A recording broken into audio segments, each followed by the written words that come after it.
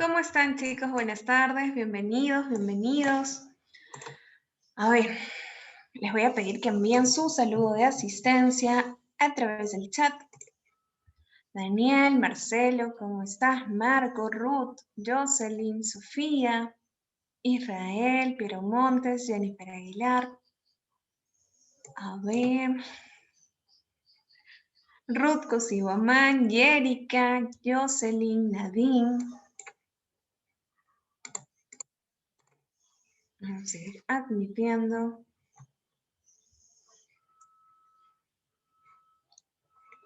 Listo. Brisa, ¿cómo estás? Bienvenida.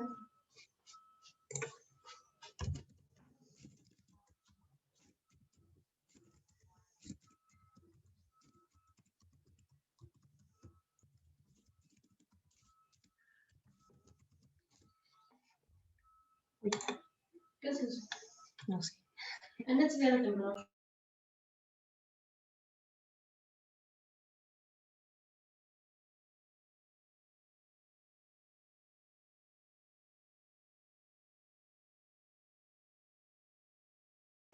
Listo, chicos. A ver, vamos a seguir admitiendo más compañeros. Ahorita lo están debatiendo. Quería ingresar a ver desde las páginas si estaban transmitiendo en vivo. Están debatiendo una moción de vacancia. No sé si ya terminaron de debatir, pero hoy era el debate en el Congreso, ¿no? Hoy se está dando. Buenas tardes, ¿cómo están? Ahí Israel está consultando a todos si apoyan la vacancia.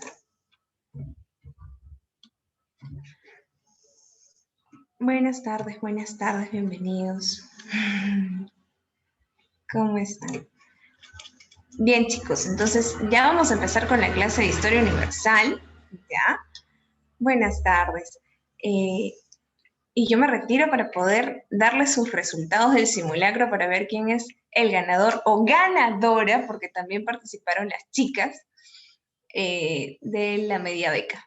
Entonces, ya, profesor Mestanza, ¿está con nosotros? Creo que sí, porque aparece su nombre. Buenas tardes, buenas tardes. Uy. Hola, Katicita, ¿cómo está? Buenas tardes. Buenas tardes, muchachos, ¿cómo están? Hola, hola a todos. A ver, Katicita, quiero que me confirmes, por favor, y todos los muchachos, a través del chat, si logran observar, pues, en sí mi pantalla, si logran escucharme de forma correcta. ¿Qué tal? Buenas tardes. Hola, Jennifer, ¿cómo estás, hija? Marquito, Piero, ¿qué tal? Buenas tardes, Israel, Luz, Danielito, Solimar, Mayeli, y todo el grupo que forma parte de la Academia Mega. ¿Cómo están? Buenas tardes, hija. Listos, muchachos. Hoy tenemos un súper avance. Katicita, ¿algún detalle adicional que quieras informar a los muchachos? El día miércoles vamos a tener tutoría, les recuerdo desde hoy lunes, porque luego me dicen, no lo recordé, es a las 8 de la mañana, y que van a salir los resultados de los ganadores, bueno, del o la ganadora de la media beca. Nada más, profesor. Perfecto, perfecto. Listo. Entonces, empezamos, muchachos. Sin más mensajes, ahora sí, gracias, Katicita, porque ahora justamente ya Katicita se va, como indicaba hace un momento, a desarrollar todo el orden del examen simulacro que tuvimos, pues, en sí durante el domingo que acaba de pasar. Vamos a ver el resultado y felicitar pues a aquel alumno ya por adelantado o alumna que haya logrado ocupar el primer lugar. ¿Cómo estás, hija? Brisa, un gusto saludarte. No has estado en la clase pasada. Ya voy a llamar a tu padre, a tu madre para saber qué es lo que ha pasado. Espero que no se estén relajando, muchachos. Estamos a poco del examen en sí de admisión, pero tú dirás, profe, pero si recién hemos iniciado. Hijos, a todos ustedes, por favor, les voy a decir algo. De ustedes depende en realidad el éxito pues en sí del examen. Hoy, gracias hasta cierto punto, ¿no? Un poquito a veces incomoda, pero a algunos también les ha favorecido. Gracias al tema pues en sí, de la pandemia se ha encontrado un nuevo medio, ¿no? Que es el medio digital para poder desarrollar tus clases desde la comodidad de tu casa. Y es en ese sentido, muchachos, que ya los costos tampoco no son tan elevados como eran pues en sí anteriormente. Por ese motivo yo te voy a pedir algo a ti, ¿sí? Tu futuro cachimbo, ahora que tú formas parte de la Academia Mega. Si te has dado cuenta, cada uno de los profesores que forma parte de esta familia, lo que busca, ¿qué cosa es justamente tu ingreso. Y por ese motivo nos ocupamos de brindarte la mejor educación, una educación de calidad a un bajo costo. Entonces, ya no solamente está en la parte, pues en sí, ya no es, a ver, ya no solo es responsabilidad de la Academia Mega, ya no solamente es de la preocupación de tu tutora, que es en realidad una persona súper profesional con el trabajo que viene haciendo. Ahora también toca poner de tu parte para que tú logres tu ingreso. Repito una vez más, la Academia Mega ya te trajo a los mejores docentes. Tienes a la mejor tutora, una tutora pues que se ocupa de desarrollar sistemas de boletín, por ejemplo, de estudio para tus prácticas semanales. Tienes tu examen semanal, tienes exámenes simulacros y a partir de a fin de mes ya no vas a tener solo exámenes semanales, sino examen mensual. Entonces, vas a tener semanales, vas a tener mensuales y encima simulacros. Por ese motivo yo te voy a pedir algo a ti, hijo. Todo. Cuando tú tengas algún inconveniente, cuando tengas alguna duda, por favor, simplemente escribe y avisa, ¿no? ¿Sabes qué? Tengo este inconveniente, profesor, disculpe, necesito o tengo esta duda. Nosotros estamos para resolver cada una de sus dudas, cada una de sus preguntas. Muy bien, listo, muchachos. Hola, Danielito López, el popular Chupe. ¿Cómo estás, hijo? Brisa, espero que ya hayas solucionado ese problema del internet, ¿correcto, hija?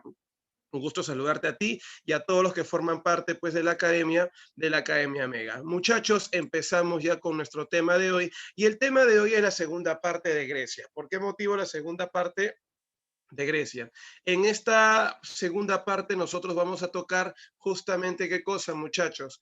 Vamos a tocar pues en sí la parte ya que va a desarrollar las llamadas guerras, ¿qué? Las guerras médicas. Muy bien, las guerras médicas, el siglo de Pericles, que justamente son las partes más importantes relacionadas con esta gran cultura. Bien, muchachos, empecemos. A ver, a manera de repaso nada más, en la última clase nosotros hablamos acerca de lo que viene a ser Grecia, su origen, por ejemplo, relacionado con la civilización egea. Recuerda que los primeros habitantes que tuvo Grecia vivieron ¿en dónde, muchachos? Recuerda que ellos fueron minoicos, ¿correcto? Fueron los minoicos y los llamados, ¿qué? Y los llamados micénicos, ¿correcto? Repito una vez más, fueron nada menos y nada más que los minoicos y los micénicos. Entonces, queridos y estimados alumnos, vamos a ver, pues en realidad, no te olvides que cuando hablamos acerca de esta cultura, de la llamada cultura, pues en sí, de la cultura griega, muy bien, estamos mencionando, pues en realidad, que esta cultura fue importante porque en un principio desarrolló una actividad como fue el comercio marítimo, y ahí se encuentra mucha influencia de una cultura que viene a ser la cultura fenicia. Posteriormente, cuando fueron invadidos los minoicos, fueron invadidos por los micénicos, ya recuerda que la extensión del territorio griego dejó de ser una isla para pasar a la península, ya que los micénicos eran de la península que ahora dominan la isla de Creta. Recuerda que la isla de Creta terminó siendo pues el punto eje del inicio del comercio en el mar Egeo. Micenas domina el comercio, pero recuerda que surge una competencia que es Troya. Micenas le gana la guerra a Troya y se convierte en el amo y señor del mundo Egeo. Pero recuerden ustedes que su etapa de dominio llegó a su fin cuando fueron sometidos ¿por quién? Cuando fueron sometidos por los llamados, no te olvides, por favor, por los dorios, jonios y eolios. Los extranjeros, los pueblos indoeuropeos que introdujeron el hierro. No te olvides, ellos eran un gran estado militar, estados imperialistas que posteriormente, ¿qué cosa lograron? Lograron justamente establecer un sistema político independiente en cada una de sus ciudades, al cual se le conoce con el nombre de ¿qué? Se le conoce con el nombre de polis. ¿Se acuerdan de las polis? ¿Qué cosas son las polis? Las polis vienen a ser las ciudades-estado. Repito una vez más, ¿qué cosa vienen a ser las ciudades-estado? Entonces, gracias Nadine, cuando hablamos acerca de las ciudades-estado, hablamos de que eran ciudades políticamente independientes. Repito una vez más, ¿qué cosa eran las polis? Las ciudades-estados políticamente independientes. ¿Qué significa eso de ciudades-estado? Que son políticamente independientes, son ciudades, ¿correcto? Donde vamos a encontrar, repito una vez más, donde vamos a encontrar una independencia. ¿De qué carácter? De carácter político. Muy bien, cada una de ellas puede pertenecer a quién, a una región, a un país llamado Grecia, pero políticamente hablando, ¿qué cosas son? Te dije hace un rato, son independientes. Profesor, disculpe, ¿qué significa que sean independientes? Significa que tienen sus propias leyes, tienen sus propias costumbres, y ahí vemos a dos principales, a los que se les llama o se les considera los ojos de Grecia. ¿A quién se le llama o se le considera los ojos de Grecia? Ojos de Grecia se le llama a los dos pueblos más importantes que tiene Grecia, y ahí Saulo y ahí Nadine nos ayudan cuando nos mencionan Atenas y Esparta. Recuerda que tanto Atenas y Esparta tienen características particulares. Primero, la diferencia está en su origen. Atenas, descendiente cultural de los jonios, y los espartanos, que vienen a ser descendientes de ¿quién? Culturalmente hablando, de los dorios. Gracias, Brisa. Pregunta para todos ustedes. Recordemos algo, que también hay una descendencia mitológica. Atenas dice ser descendiente ¿de quién? De la diosa Atenea, la diosa de la sabiduría y el conocimiento, mientras que Esparta dice ser descendiente de Ares. Por tal motivo, vamos a ver que sus costumbres se van a basar justamente en sus llamados dioses, ¿no? Ahí está Nadine, por ejemplo, apoyándome con la idea de los dioses, así como Marcelo.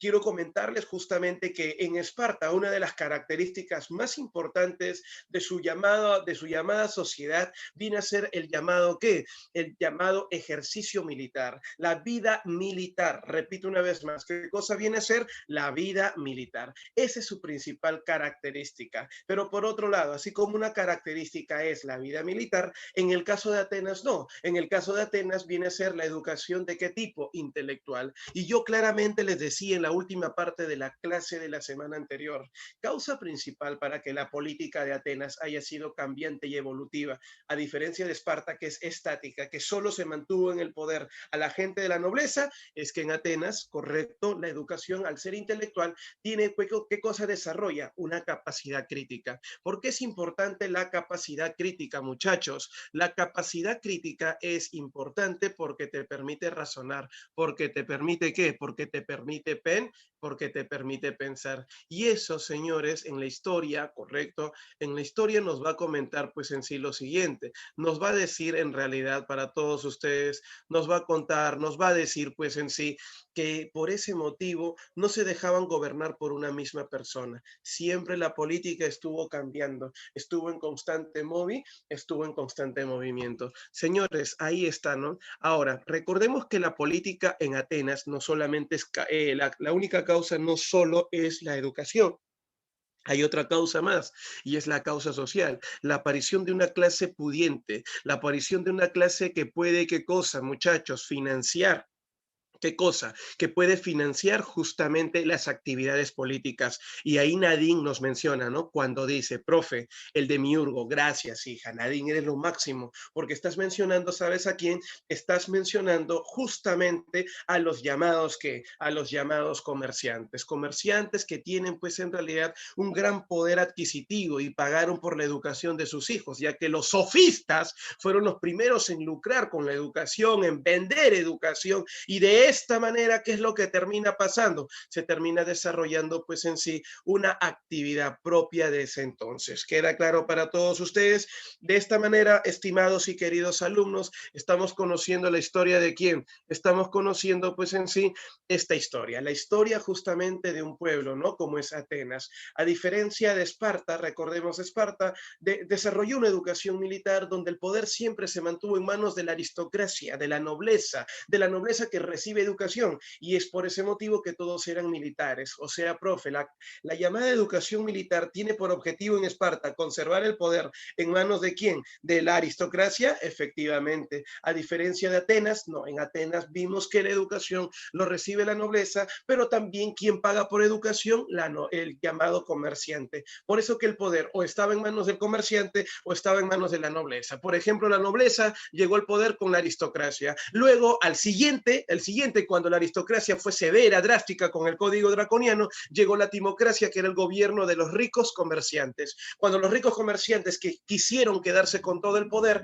a través del voto censitario, después del censo organizado por Solón, representante de la timocracia, recuerda que la nobleza, con la ayuda del campesinado, a través de una política demagógica, que son promesas políticas que se le da a la gente que carece de educación, correcto, ¿qué es lo que termina pasando? Llegan al poder. Y al llegar al poder, ¿qué es lo que termina pasando? Nos cuenta pues la historia que estos llamados nobles volvieron al poder a través de un sistema de golpe de Estado, a través de un sistema autoritario, al cual se le conoce con el nombre de ¿qué, muchachos? Se le conoce con el nombre de tiranía. Pero esa tiranía, como dice Sofía, como dice Nadine, terminó siendo un fracaso cuando llegó al poder Hipias e Hiparco, autoritarios odiados por el comercio, un comercio que le pidió el apoyo al pueblo y que le prometió que si ellos lograban llegar al poder, no lo harían solos, sino con la ayuda del pueblo. Un gobierno que va a elegir el pueblo, y ese gobierno que elige el pueblo tiene que gobernar ¿para quién? Para el pueblo.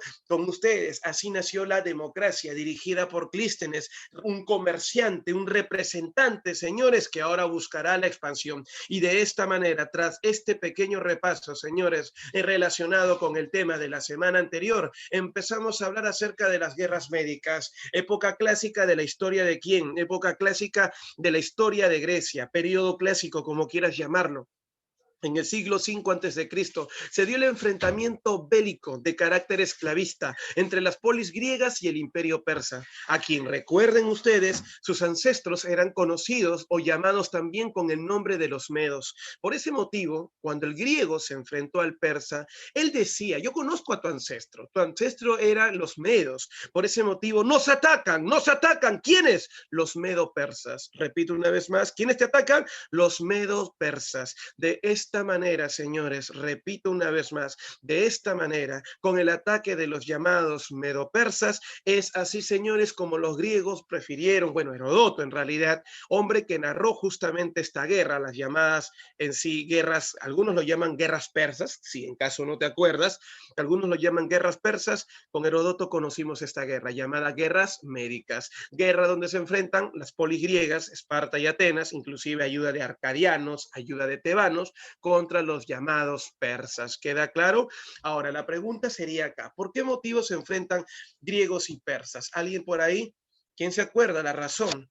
Recordemos que no solamente es una guerra esclavista, recordemos que termina siendo una guerra de carácter económico, ¿correcto? Económico comercial. Brisa menciona, profe, el expansionismo, y Nadine es específica y menciona el marejeo. Brisa, tu respuesta es correcta. Hay expansionismo de parte de Atenas, correcto, a nivel comercial, y de parte de los persas. Quiero mostrarte el siguiente mapa un ratito, por favor. Ustedes quiero que vean acá. Esta es Grecia. Acá está, esto que estoy señalando acá es Atenas.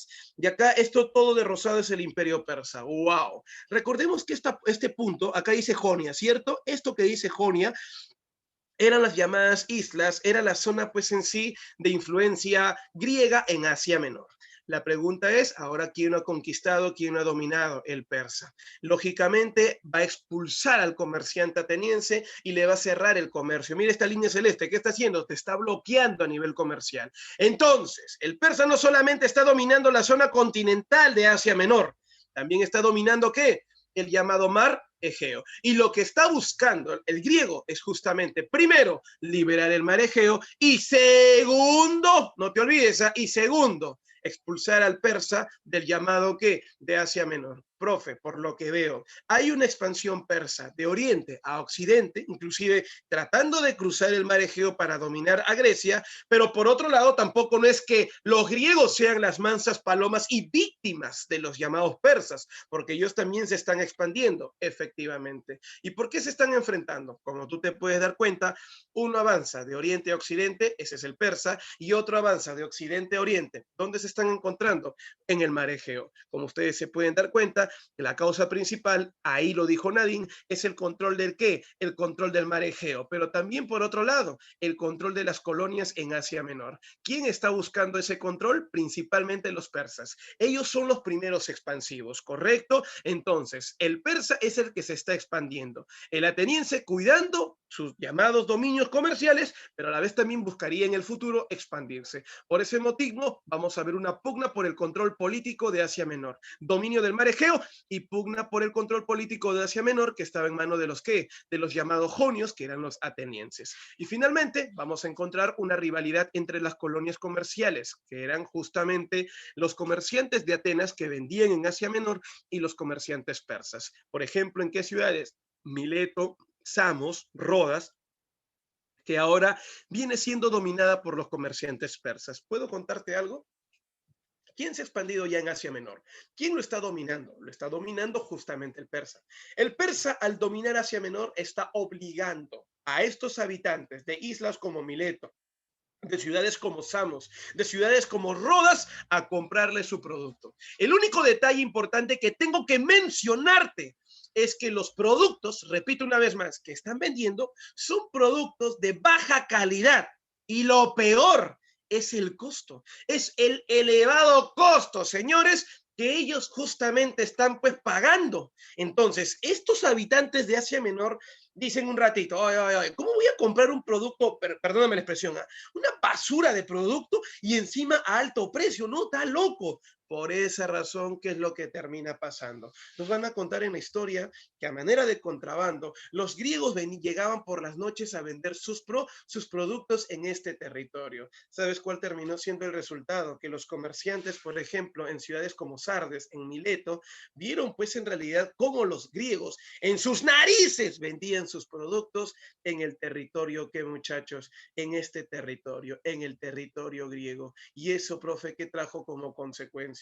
Nos cuenta pues la historia que un comerciante persa, molestísimo por esa situación, decidió prenderle fuego a su negocio. ¿Para qué? Para culpar a los habitantes de Mileto de una rebelión, porque este comerciante de la ciudad de Sardes, por eso lo llaman algunos el incendio de Sardes, justamente le prende fuego a su negocio y luego viaja ¿hasta dónde? Viaja hasta Persia. ¿Quieres saber para qué viaja a Persia? Viaja a Persia para acusar, repito, ¿para qué? Para acusar a los llamados que, para acusar en sí a los habitantes de Mileto. En ese entonces el rey de Persia era Darío I y Darío I le pregunta, pero no te puedo creer esto porque ellos son pocos contra muchos. El imperio persa es tan grande que simplemente con un ejército somos capaces de destruir a toda esa población. Y ahí este comerciante no solamente va a indicar que eran los llamados que fueron solo los habitantes de Mileto, no, sino que ellos estuvieron ayudados, estuvieron protegidos ¿por quién? Por los comerciantes atenienses.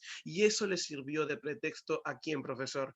Eso le sirvió de pretexto al señor llamado Darío I, rey, emperador persa, para iniciar justamente la guerra contra los griegos, o sea, expandirse más allá del Egeo y de esta manera iniciar esta gran guerra. De esta manera, bajo el pretexto del levantamiento de Mileto contra los persas en el famoso incendio de Sardes, es que el rey Darío I inicia la guerra en contra de los llamados griegos. Mi pregunta es, ¿hasta acá me dejé de entender con las causas y el pretexto? Por favor, quiero que me indiquen.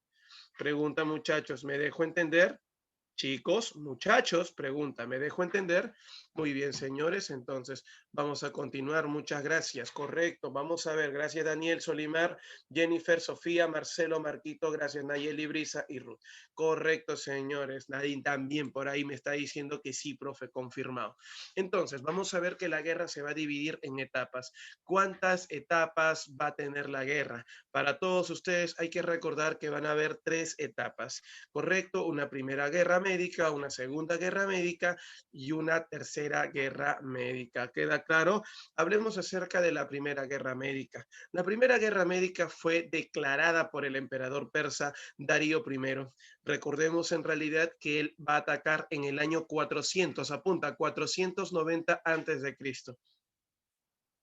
La historia cuenta que este emperador persa atacará justamente Grecia en tiempos de una festividad. Y resulta pues en realidad que los llamados griegos estaban viviendo una fiesta y era la fiesta en honor a Zeus. Esa fiesta no era una chupística brava donde había pues alcohol, donde había sexo, no, nada que ver. Esa era una fiesta deportiva, al cual se le conoce con el nombre de los juegos que, muchachos, se le conoce con el nombre de las Olimpiadas. Buena, Saulo, muy bien, Nadine. Esos vienen a ser, correcto, Luz, en hacer los Juegos o los Juegos Olímpicos. Entonces, como estamos hablando acerca de los Juegos Olímpicos, el emperador persa Darío, repito, Darío I, justamente termina siendo la persona, ¿correcto?, que va pues en sí a atacar durante esa fiesta. En los Juegos Olímpicos, el pueblo griego se reunía, principalmente los atenienses en la llamada Pampa de Maratón, donde se llevaba a cabo pues en sí sus competencias deportivas. Ahí, en el año 490, cuando los llamados griegos se encontraban pues participando, ¿no? Estaban reunidos para sus llamados Juegos Olímpicos. ¿Qué es lo que termina pasando? En la historia nos van a contar que estos llamados griegos en sí, señores, dejaron pues sus actividades deportivas, empuñaron espadas, lanzas, escudos, arcos y flechas y enfrentarían pues en sí al emperador Darío I, quien dice pues en realidad que triplicaba en número al ejército de los griegos. Y los griegos ahí se encontraban reunidos, aproximadamente un número de 8.000 griegos. El emperador persa Darío traía a 25.000 soldados. La historia cuenta que el líder del ejército griego sería un aristócrata, un eupátrida llamado Milciades.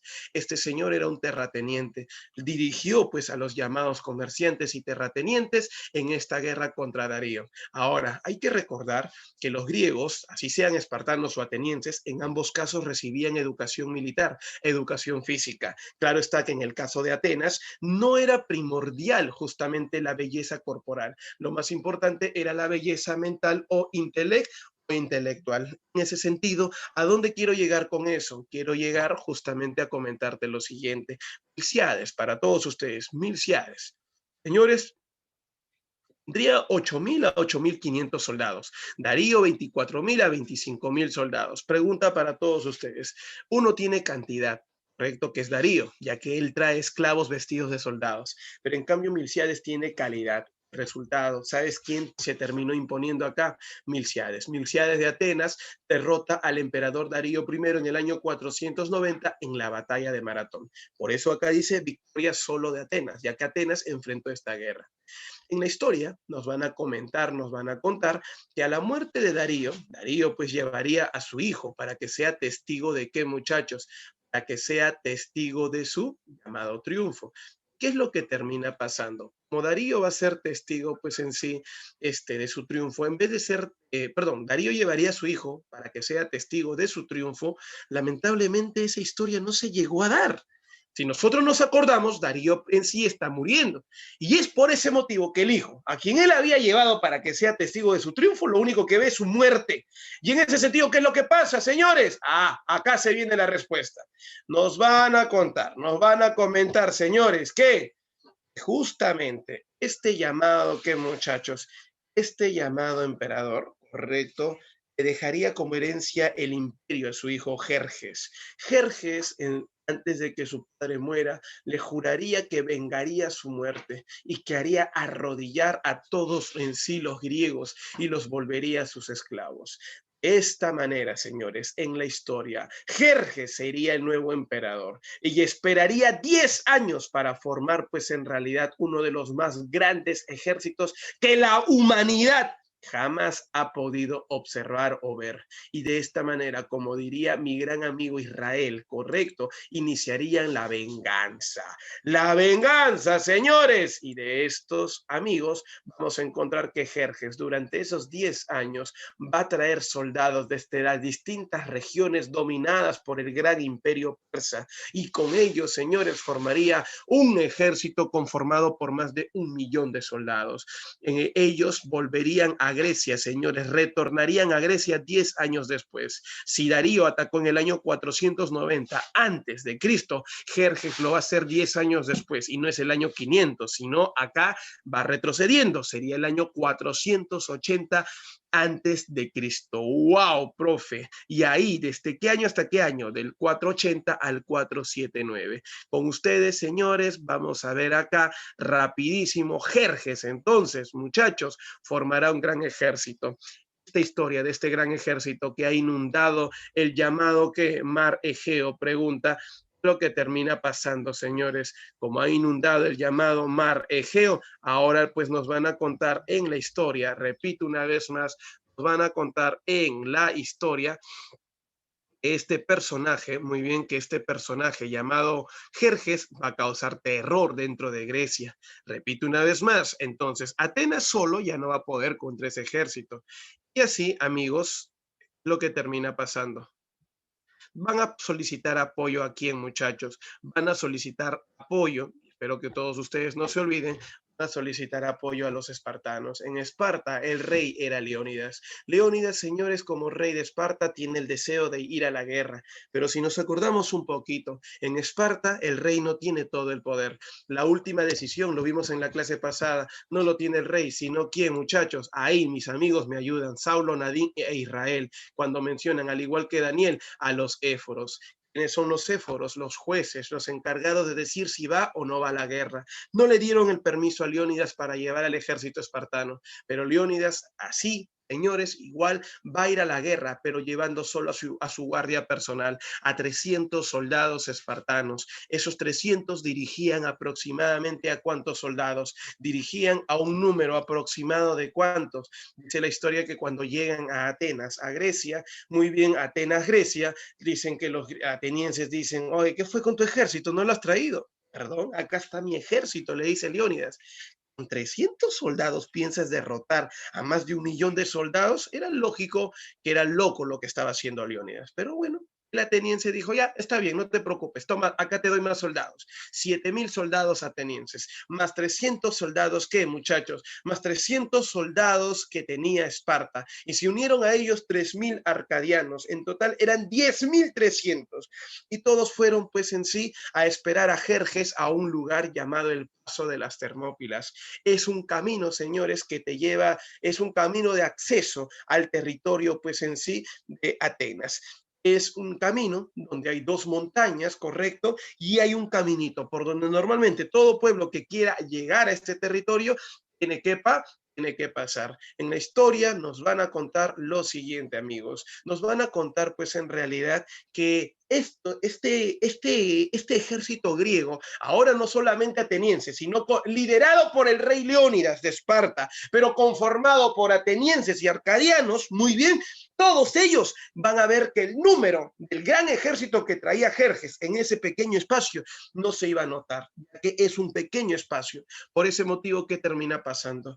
Dicen que oleada tras oleada, Leónidas iba derrotando al ejército de Jerjes. Jerjes incómodo por esta situación, porque se está retrasando su ingreso al territorio de Atenas. Nos va a contar en la historia este señor, conocido con el nombre de Jerjes, ¿qué es lo que termina haciendo? Terminará coimeando, pagándole a un soldado espartano para que traicione a Leónidas. ¿Y eso llegó a darse? Sí, se llegó a dar. Está demostrado que fue Efialtes quien terminaría en sí traicionando a Leónidas, traicionando a Esparta, porque este soldado le indicaría que hay un camino secreto para llegar por la zona trasera, por la retaguardia, y así poder acorralar, señores, ¿a quién? Claro, Saulo, a estas máquinas de guerra que eran justamente, pues, el ejército espartano. Y Leónidas, pobrecito, ante esta situación, sabiendo ya de la traición y de que está siendo rodeado por los persas, antes de morir, él, pues, en sí, antes de la batalla final,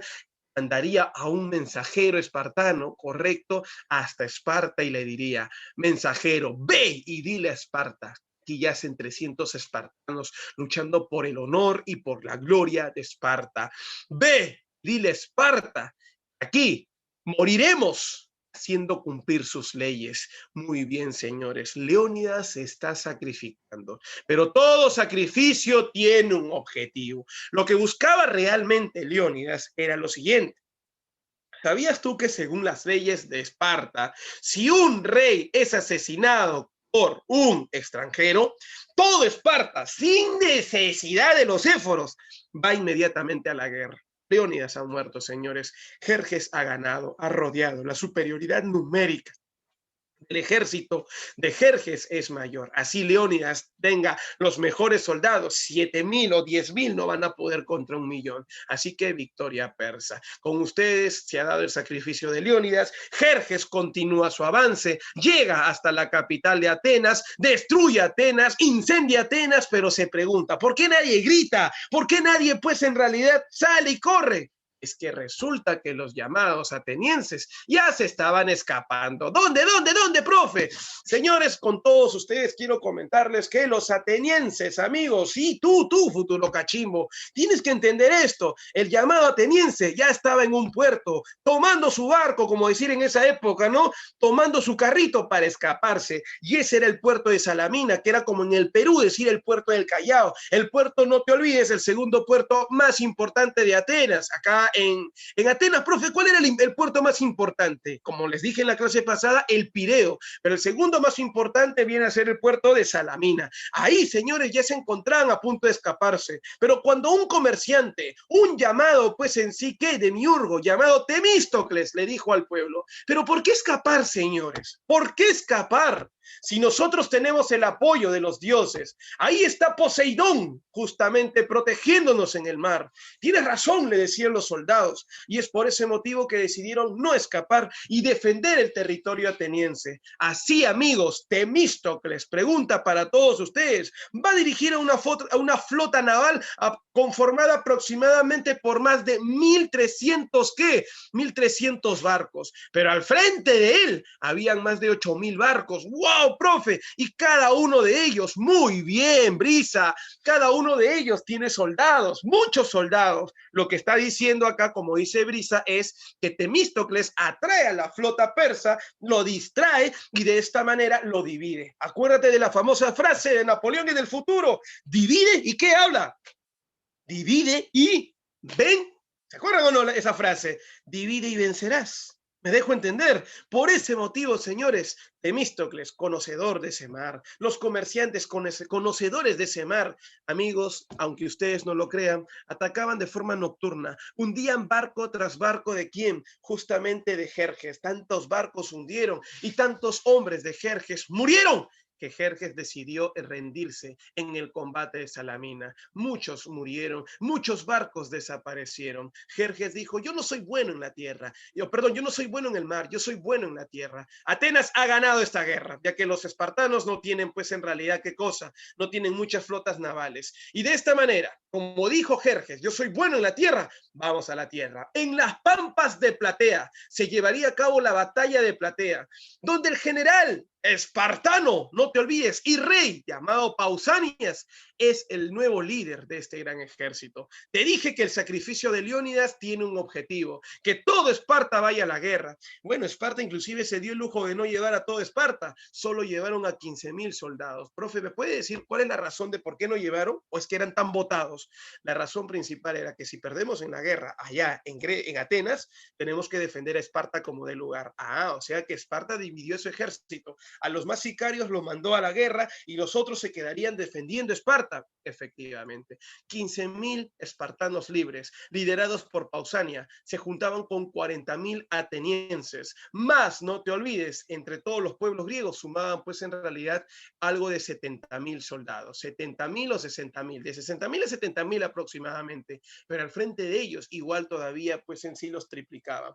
Eran más, no te olvides, eran 270.000 persas. Jerjes todavía tiene un gran ejército, pero ahora sí la diferencia ya no es demasiado, ya no es mucho. Por ese motivo dice la historia que acá nuestro amigo Pausanias va a ordenar el llamado, ¿qué? La llamada masacre persa. Profe, ¿me podría explicar qué cosa es la masacre persa? Te explico. Todo persa capturado, señores, era empalado. Todo persa capturado era atravesado con la lanza de estos soldados, lo metían por su ano y lo sacaban por la boca. Jerjes era testigo del llamado que de la muerte así violenta de sus llamados soldados. Fue tan, pero tan violento y tan brutal que Jerjes decidió escapar. Y de esta manera, señores, pregunta, ¿qué es lo que termina pasando? Algo así, Daniel, tipo asirios, correcto. De esta manera, los griegos han ganado la batalla de Platea. Victoria en Platea. Pero, profe, ¿han dejado que Jerjes escape? No, porque acá quiero que agregues un cuadrito más debajo de Platea. Ojo, ese dentro de la Segunda Guerra. O sea, la Segunda Guerra tendría 4 enfrentamientos. Vas a apuntar ahí, combate de Micala. Jerjes está escapando allá cerca a Asia Menor, cerca pues en sí a las Islas Jónicas. Pregunta, un llamado griego, líder de Atenas, un general comerciante griego, conocido con el nombre de Jantipo, enfrentaría a Jerjes. Y este Jantipo de Atenas, como dice Melanie, pregunta, ¿por qué es conocido? Te voy a contar rapidísimo.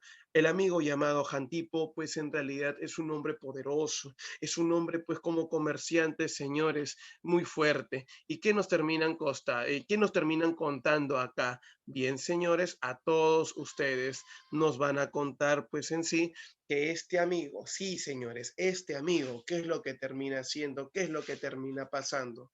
Para todos ustedes, señores, derrota y mata a Jerjes. Jerjes ya no tenía un gran ejército y era lógico que no iba a poder defender su gran su llamado territorio. Con ustedes, los griegos ahora dominan el llamado Mar Egeo. Pero la pregunta para todos ustedes, mi grupo de la Academia Mega, pregunta, mis futuros cachimbos, a ver, tú mismo eres, ¿ah? Me vas a decir, la lucha en estas llamadas guerras médicas solamente se estaba desarrollando por el control del Mar Egeo o falta un espacio. Y si es así, ¿qué es lo que falta? Quiero que tú me digas, ayúdame por favor. Vamos, muchachón, vamos, tú puedes. Buena, bien, señores, correcto. Falta un espacio y ese es Nadine Rosales, correcto, hija, Asia Menor. Ah, profe, o sea, las Islas Jónicas, sí. Pero para eso, señores, eso ya no es atacar desde Grecia. A ver, vamos a hacer un dibujo así, luego lo borramos, ¿ya? Imaginemos nada más cómo es la situación. Imaginemos que esto, pues en sí, es Grecia, Atenas. Correcto, ahí está Atenas y por acá hay un puente que te lleva a Esparta ya. Por el momento solamente Atenas. Acá está Atenas. Muy bien. Esto es Atenas. Todo esto es Atenas. Profe, Atenas no era tampoco tan grande, ¿no? Muy bien, y esta es la península Ática. Y acá, cruzando, mira acá cruzando el Mar Egeo, están las llamadas Islas Jónicas y todo lo que viene a ser Asia Menor, que ese es el objetivo principal que quiere dominar ¿quién? Atenas. Entonces, la pregunta es, ahora ya domina el Mar Egeo. Todo esto, correcto, que está en el medio de los dos, lo domina Atenas. Pero lo que le falta dominar es lo que voy a señalar con la flechita. Ah, ahí está. Esto es lo que le falta, señores, a Atenas. Atenas todavía no domina Asia Menor. Pero para dominar Asia Menor, ¿qué significa eso? Que tiene que, no te olvides, que tiene que cruzar justamente el mar y atacar en el mismo Asia. Pero solito, profe, va a poder contra un gran imperio, porque el imperio persa no solamente es este espacio, es tremendo en sí territorio. Ah, por esa razón es que Atenas le va a solicitar apoyo a Esparta. Pero Esparta le dijo, mira amigo, si yo entré a la guerra fue porque mi pueblo corría peligro, pero esta vez no te puedo apoyar, porque esta es una guerra de tu interés, de interés económico comercial. Así que yo no me meto en ese tipo de guerra. Muy bien, no te quieres meter en esta guerra. Vamos a hacer entonces lo siguiente. Atenas, señores, en un principio no sabía cómo hacer. Por eso se demoró, hijo. Imagínate, a ver, la Segunda Guerra acabó en el año 479 y recién en el año 467 aproximadamente es cuando Atenas va a volver a atacar. ¿Pero qué hizo? Un político llamado Arístides. Se demoró un tiempo, pero ¿qué es lo que logró? Unir a los pueblitos de la llamada península ática. A todos ellos que estaban alrededor de Atenas les prometió algo, la grandeza, el crecimiento, la llamada gran influencia, gobernar todos juntos. Y todos ellos, señores, si se unían al ejército de Atenas, ya no se llamarían Atenas. Profe, ¿y entonces cómo se le va a llamar? Con ustedes se le va a llamar la Liga de Delos. Entonces, si a ti te preguntan qué es la Liga de Delos, es la unión de los pueblitos que están alrededor de Atenas en la península, ¿qué? En la península ática. Pregunta para todos ustedes, ¿hasta acá me dejé entender? Chicos, muchachos, solamente me confirman con un sí, por favor. Todos ustedes, rapidísimo, ¿qué me dicen? ¿Me dejo entender, sí o no? A ver, rapidísimo, muchachos. Ay. Entonces ya, si yo me dejo entender, muy bien, señores. Gracias a todos ustedes. Cuando me indican, pues en realidad que sí me estoy dejando entender, entonces, pregunta para ustedes, ¿para qué se forma la Liga de Delos? Si te preguntan en el examen de admisión, ¿cuál ha sido ese objetivo? A ver, ayúdame. ¿Cuál ha sido ese objetivo? Buena, muy bien, señores. Correcto, pero el objetivo principal, si Marcelo y Marquito me dicen dominar Asia Menor, es principalmente que, y gracias Nadine, es derrotar al ejército persa. Un ejército persa que ya no tiene las mismas características que tenía el ejército ¿de quién? Que tenía el ejército, pues en sí, no te olvides, de Jerjes. Y es así que el general llamado Simón, correcto, en el año 467, en el llamado puente del río Eurimedonte, se enfrentó al ejército del emperador persa Artajerjes, hijo de Jerjes, harto de la guerra, llamado Artajerjes. Con esta liga de Delos, como diría Daniel, creció el ejército, muy bien, por ejemplo, Tebas apoyaba, por ejemplo, a Atenas, y con ellos, con la Liga de Delos, pero sin el apoyo de Esparta, así que Esparta nunca estuvo en la Liga de Delos, derrotaron a Artajerjes en esta batalla. De esta manera, como ustedes se pueden dar cuenta, con la formación de la Liga de Delos, liderado por el general Simón, se derrota a Artajerjes, emperador de los persas, en la batalla de Eurimedonte. Tras esta batalla, el triunfo fue de los griegos, quienes firmaron con los persas que los persas, al ser derrotados, reconocieron su derrota y firmaron la llamada Paz de Calias o Paz de Simón, en honor justamente al emperador, perdón, al general Simón, con el cual sellaba su triunfo Atenas. Y lógico, oye, lógico. ¿Por qué se enfrentaban? Primero, profe, usted nos dijo por el mar Egeo. Segundo, por Asia Menor. Ahora, ¿quién es el amo y señor de todo el mar Egeo y de Asia Menor? Con ustedes, hegemonía comercial de Atenas. Correcto, que ahora no solamente es el amo y señor del mar Egeo, y también de qué habla. No vamos a ver solamente la hegemonía de Atenas en el mar Egeo y en Asia Menor, sino también que gracias a esas ventas, a ese crecimiento económico, comercial, ¿qué es lo que termina pasando? En la historia nos van a contar que ese crecimiento económico, comercial, va a permitir consolidar el aspecto cultural, porque ese dinero lo van a invertir ¿en qué? Gracias, Brisa, lo van a invertir en educación, porque es un pueblo descendiente de Atenea, y la cultura, la educación es lo más importante. Para eso, durante la Tercera Guerra Médica, llega al poder un excelente legislador y político llamado Pericles, quien va justamente a promover la cultura y la ciencia, esplendor cultural y científico de Grecia, al cual se le conoce con el nombre de siglo de Pericles. El siglo de Pericles es una consecuencia del triunfo griego en el llamado mar, no te olvides, en el mar Egeo, en las guerras médicas. Entonces, gracias a las guerras médicas, crecen a nivel territorial, crecen a nivel cultural, crecen a nivel comercial. Pero ahora, profe, y políticamente hablando, se consolida un sistema político llamado, ¿qué? La democracia. Y lógicamente, si decimos que Atenas es el pueblo que tiene más ingresos, es en realidad también el pueblo que va a dominar ¿qué? Que va a dominar todo, no te olvides, Grecia. Y cuando te digo todo Grecia, significa que su influencia, que sus tentáculos van a llegar hasta el territorio espartano. Pero, profe, un ratito. Si la democracia significa gobierno del pueblo, esa democracia va a llegar a Esparta, entonces en Esparta también va a gobernar el pueblo. Sí, efectivamente, en Esparta también va a gobernar el pueblo. Pero, profe, disculpe, eso no le conviene a Esparta. Efectivamente, no le conviene a Esparta. ¿Por qué motivo? ¿Por qué razón? No le conviene a los espartanos porque simplemente recordemos algo. A Esparta, señores, o en Esparta, se está desarrollando un sistema político llamado la aristocracia. ¿Qué significa sistema político llamado la aristocracia? Significa, no te olvides, gobierno de la nobleza. Por eso que en el futuro, cuando Esparta vea que la democracia está a punto de llegar a su territorio, lo que va a buscar Esparta es dominar Grecia. O sea, Esparta buscará dominar Grecia. ¿Para qué Esparta va a buscar dominar Grecia? Para así lograr, señores, ¿qué cosa? Para que Esparta, de esta manera, pueda lograr ¿qué? Ser la principal potencia de Grecia e impedir el acceso de la democracia a su territorio. Y eso lo veremos más adelante en el llamado ¿qué? En las llamadas guerras del Peloponeso. Vamos a ver. Inmediatamente después de las guerras médicas se inició el ciclo de Pericles, el cual se va a desarrollar entre los años 443 y 429, que es la etapa de gobierno de Pericles, líder del partido, no te olvides, del Partido Demócrata de allá de Grecia.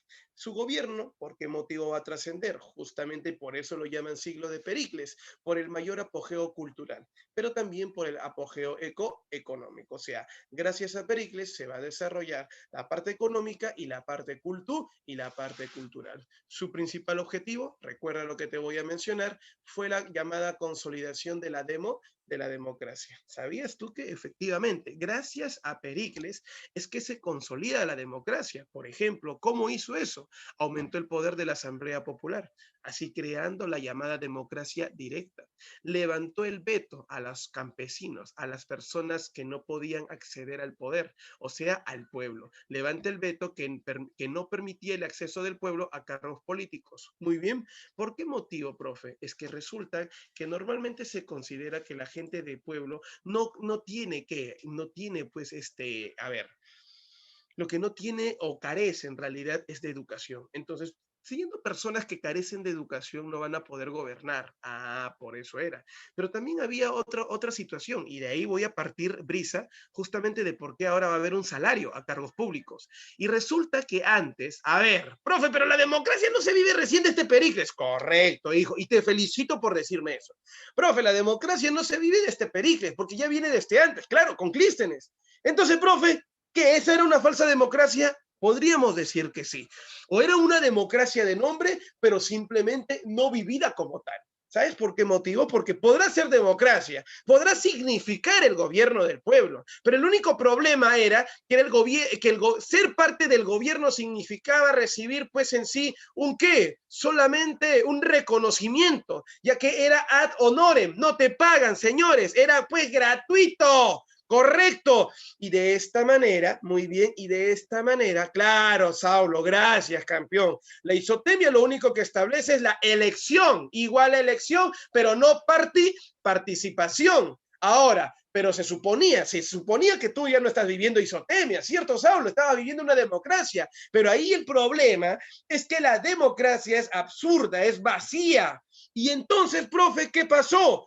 Por ejemplo, decían el gobierno del pueblo, pero había un problema. Al no pagarle, la persona quizás, a ver, imagínate un campesino, tenía capacidad de oratoria, capacidad de convencimiento, pero no haber pago, la pregunta es, ese pobre hombre no se puede dedicar a la política porque no va a recibir nada a cambio, sino cómo come su familia, cómo alimenta, cómo mantiene a su familia. Es imposible. Entonces, en ese sentido, esas personas no participaban. Profe, por lo que usted me está pintando la cancha, veo que solamente antes del siglo de Pericles, los únicos políticos más representativos eran nobles o eran comerciantes, efectivamente. Por ese motivo, señores, esto cambió, porque Pericles buscó que esas personas tengan acceso al poder y así crea la mistoforia. La mistoforia, señores, termina siendo el pago por ostentar cargos políticos. Como diría Brisa Valeriano, es el salario a los cargos públicos. Muy bien, otro caso más. Recuerda que en realidad los campesinos muchas veces eran pobres. Y pregunta para todos ustedes, ¿un campesino posee o no posee tierras en Atenas? ¿Quién me dice, posee o no poseen tierras en Atenas? A ver, vamos muchachos. ¡Ay, ay, ay! ¿Qué dicen? Vamos. Brisa dice que sí, Sofía también y Saulo que sí, pero yo les digo algo. ¿Se han olvidado que el amo y señor de la tierra, marciano, son de la nobleza? Entonces la pregunta es, ¿no tiene tierras? Él en realidad tiene una miseria para poder vivir. Y es por eso que tocaba la puerta aquí en al noble para poder trabajar. Entonces, ¿qué cosa busca Pericles? Por ese motivo, ese llamado siglo de Pericles busca los mismos beneficios. Entonces, ¿qué hizo? Te voy a dar tierras. Pero aguanta, profe, no le va a dar las tierras de Atenas, porque eso le pertenece a la nobleza. Es que tampoco Pericles no se podía ganar un enemigo como a los nobles. Ah, ya, profe. ¿Qué hizo entonces el amigo? Crea las clerurquias. ¿Y qué cosas son las clerurquias? Las colonias para campesinos pobres. ¿Y dónde estaban ubicadas estas colonias? Fuera de Atenas. Ah, buena, profe. Como diría Nadine Rosales, a partir de ello se permite la independencia económica del pueblo. En vez de que este pueblo vive en la pobreza, ¿qué cosa les dio? Les dio tierras y les dio trabajo. ¿Tú crees que el pueblo recibiendo tierras iba a estar pues molesto? No, al contrario, feliz, porque ya tiene sus propias tierras. Además, ¿qué cosa va a hacer?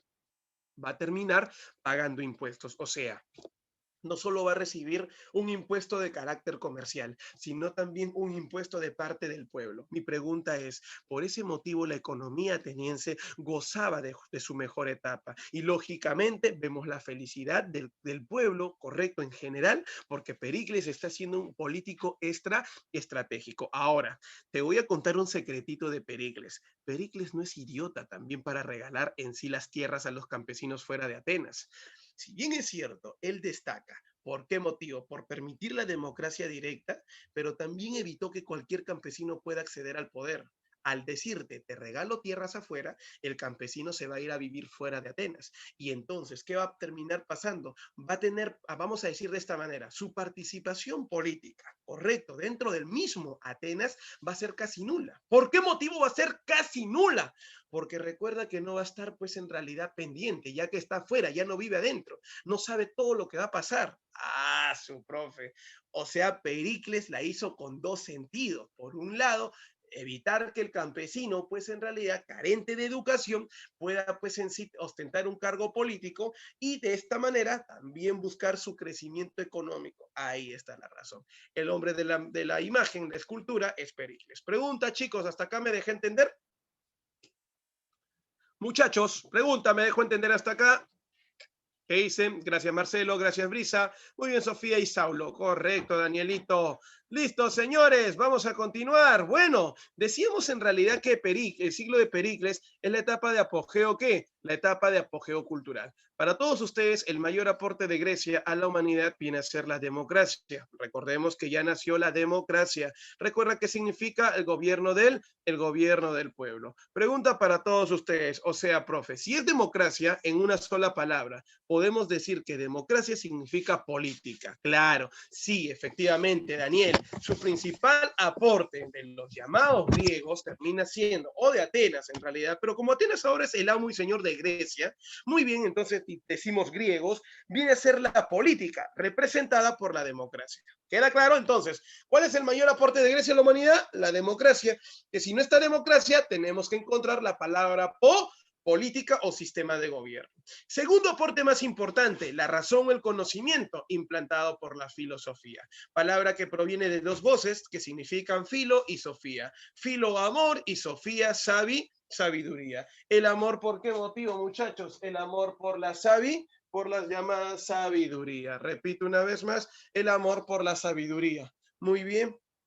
Ahí vamos a encontrar, pues en realidad, señores, que este amor por la sabiduría tuvo a grandes representantes. Ahí encontramos, por ejemplo, a Sócrates, a Platón, a Aristóteles. Muy bien, ahí encontramos a Sócrates. A ver, a los que se acuerdan de Sócrates, primero hay que recordar que Sócrates no nos deja ninguna obra escrita. Si hoy conocemos algo de Sócrates es gracias a Platón. Platón es su discípulo y Platón escribió todas las conversaciones que tuvo con quién, que tuvo con su maestro. Ese ha sido, pues en realidad, no te olvides, Sócrates. Por ese motivo, cuando tú lees a Platón, parece que estás leyendo un chat, por ejemplo, en WhatsApp. Así, imagínate. Es como quien dice una conversación. Ahora, ¿qué conocemos de Sócrates? Un método que él utilizaba con sus alumnos llamado la mayéutica. ¿Y en qué consiste, profe, la mayéutica? La mayéutica vulgarmente es llamado el arte de parir ideas. Resulta que Sócrates, el hombre que sale en la primera imagen de tu pantalla, arriba, con su dedito arriba, ¿qué cosa está haciendo? Nos dicen en la historia, pues en sí, que Sócrates tenía como madre a una partera y él dijo lo siguiente: si mi madre ayuda a las mujeres a traer al mundo niños, entonces yo voy a ayudar al hombre, o sea, al varón, a traer al mundo ideas. Por eso que la mayéutica, el arte de parir ideas, consiste en hacer pregunta tras otra y tras otra. ¿Para qué, profe? Para simplemente obligarlo a razonar, obligarlo a pensar. Eso para todos ustedes terminaría siendo pues en sí la llamada, ¿qué, muchachos? La llamada mayéutica. Ahora, profe, Platón. Platón nos deja grandes obras. La República de Platón, donde plantea, por ejemplo, Platón, que los filósofos deben ser los gobernadores, no los militares, ya que carecen de tacto y conocimiento. Luego, Platón también nos deja, pues, en realidad, una obra llamada El Banquete. Justamente en El Banquete nos habla de un tipo de amor prohibido. Pero ¿a qué lo llama amor prohibido? Al amor entre personas de un mismo sexo. Resulta que ya te había mencionado el amor platónico, claro, efectivamente, Marcelo Miranda, ahí está, por ejemplo, ¿no? Tu amor platónico, muy bien, está acá, está lejos todavía, hijo. Entonces, quiero comentarte, pues, en realidad, por ejemplo, ¿no? Que cuando leemos, pues, en sí el banquete de Platón, Platón en el banquete nos habla de un amor prohibido, ¿no? De ese amor vedado, como dicen ahí. Ese amor hace referencia al amor entre personas, repito una vez más, del mismo sexo. Ahí encontramos, por ejemplo, ¿no? En el banquete un concurso de oratoria, donde el ganador de ese concurso pasaría una noche con quién, con Sócrates. Y lógicamente Sócrates, ¿qué va a hacer en esa noche? Te va a introducir de todo. Lo más importante, sus conocimientos. ¿Qué profesión? Homosexuales, ahí se habla del homosexualismo, ¿no? Ya que recuerda que ellos buscaban una belleza y esa belleza varonil lo encontramos en el intelectual. Así, señores, nos contaba pues su historia Platón, que a propósito tuvo como discípulo, pero al final fue superado ¿por quién? Por Aristóteles, el famoso hombre de Estagira. Por eso lo llaman el estagirita. Él escribe obras como La Política, por ejemplo, El Organón, obra máxima que le enseñó a su discípulo llamado Alejandro Magno. Hay que recordar que Aristóteles también escribe La Poética y por esa obra es que él es considerado el padre de ¿qué, muchachos? A él lo van a considerar padre de la literatura. También hay que recordar que escribe la obra Tratado del Alma. Repito una vez más, ¿cómo va? ¿Qué cosa va a escribir? Tratado del Alma. Tratado del Alma, ¿por qué motivo es importante, señores? La respuesta es bien simple, hermano. Para todos ustedes, mis estimados alumnos, Tratado del Alma terminaría siendo una de las primeras obras que habla acerca del psique, ya que alma significa psique, o en este caso, psique, disculpa, en griego significa alma. Por ese motivo, Aristóteles es considerado el padre de la psicología antigua. Si no me equivoco, a ver, si mi mente no me falla todavía, me acuerdo claramente que a Wundt, correcto, se le considera el padre de la psicología moderna. ¿Es verdad o me equivoco? Gracias, Saulo. Bien, Nadine. Gracias, Israel. Entonces, ahí con Aristóteles estamos conociendo, gracias Israel y Melanie, estamos conociendo al padre de la psicología antigua. Eso es en el caso de la filosofía. ¡Wow, profe! Vemos el razonamiento y el conocimiento en su máxima expresión. Pero también hay escultura, por ejemplo. Destaca por el realismo de sus imágenes, por la flexibilidad, por la humanización y la belleza del hombre, ¿correcto? Tú ves una escultura, así como el que sale a la mano derecha de tu pantalla y vas a ver pues en realidad a un ser casi perfecto, una figura envidiable, ¿no? Claro está que lo que no envidiamos es esas pequeñas cositas que tiene colgando por ahí, ¿no? A diferencia del peruano, tú sabes que el peruano pues más grandecido por ahí, ¿correcto? Entonces, esa figura que ustedes ven ahí se llama el Apolo sauróctono. ¿Qué cosa vemos ahí? Humano, correcto, realismo, flexibilidad, o sea, movimiento y belleza natural del hombre. Esa técnica de la belleza natural del hombre lo va a presentar Praxíteles, ¿correcto? Que es el llamado, pues en realidad, vamos a decir de esta manera, ¿no? El personaje autorizado en torno a lo que viene a ser la escultura. Pero es el único que representa, profe, la escultura, ¿no? Porque otros dos grandes artistas fueron Mirón y Fidias. Mirón con su obra llamada El Discóbolo. Profe, ¿qué es el discóbolo? El hombre que participaba en los Juegos Olímpicos lanzando el disco. Fidias, que es el autor de la Atenea y su máxima obra, el Zeus Olímpico. Muy bien, repito una vez más, el Zeus Olímpico. Eso es en torno a la escultura. Profe, sí, efectivamente, vemos en su talla natural y en realidad la belleza corporal de ese hombre, ¿no? Por lo que puedo observar y ver, ellos lo hacían en su estado casi perfecto. Uf, imagínate todo, señores. Eso es en torno a lo que se conoce con el nombre de escultura.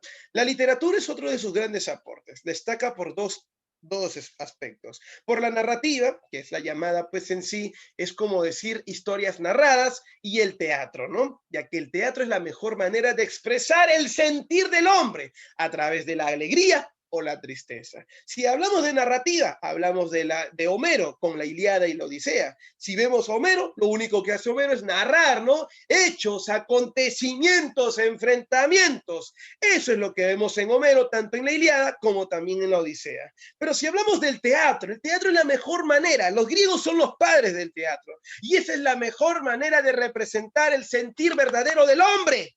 Por eso es que acá destacó un aspecto, la tristeza, el dolor, el sufrimiento, expresado a través de la tragedia, mientras que la alegría, la felicidad, la burla, a través de la comedia. En la tragedia destacaron Homero, Sófocles, Esquilo y Eurípides. Sófocles, conocidazo, ¿no? ¿Cómo es que expresa el sufrimiento del hombre con la obra Edipo Rey? Recordemos de esa obra, señores de literatura, ¿no? La relación del hijo con su madre, que al darse cuenta del error que había cometido, se arranca los ojos, se tortura, señores, el sufrimiento humanizado. Esquilo, Prometeo encadenado, una de sus más grandes obras, así como también los persas, Eurípides. Y si hablamos de comedia, profe, Aristófanes es en realidad el amo y señor de qué, muchachos, el amo y señor de este, pues en sí, no te olvides de esta, vamos a decir así, ¿no? De esta comedia. Ese es en el caso de la literatura. La historia también es un término que nace durante el siglo de Pericles gracias a Herodoto. Herodoto termina siendo el padre de la historia, ¿no? Claro, las nubes también, Saulo, muy bien. Ahí vamos a encontrar, ese es en el caso, ojo, las nubes no es obra de Herodoto, ¿eh? Las nubes, por si acaso, para todos, ya sé que Saulo sí lo sabe, es la obra de Aristófanes, ¿no? Muy bien, es una obra, una comedia donde te habla acerca de los sofistas, cuando le enseñan pues a los hijos de los comerciantes a hablar en público, pero también le enseñan a mentir, ¿no? Les enseñan a hacer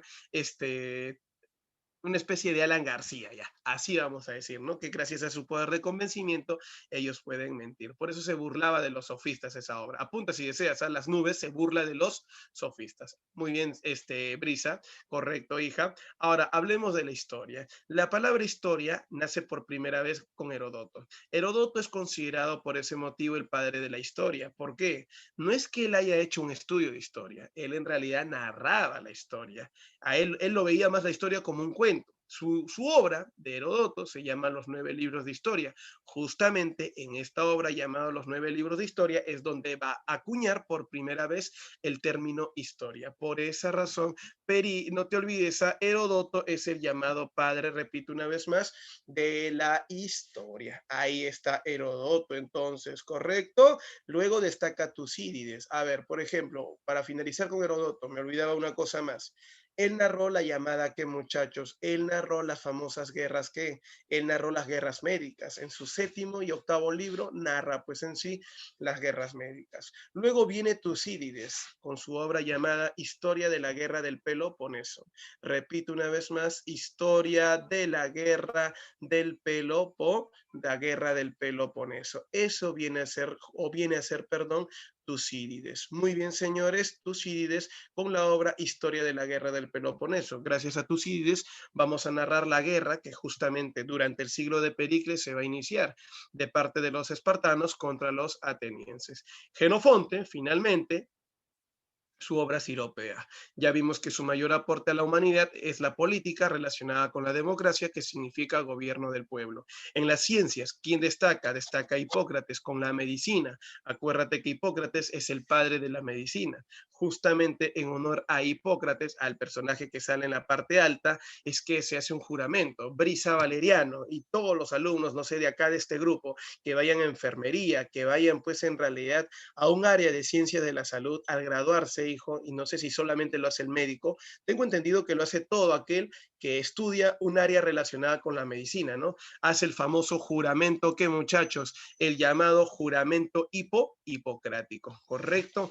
Tremendo juramento donde juran, pues como dice la palabra, ¿qué cosa? Salvar la vida de su paciente, ayudar a ese paciente.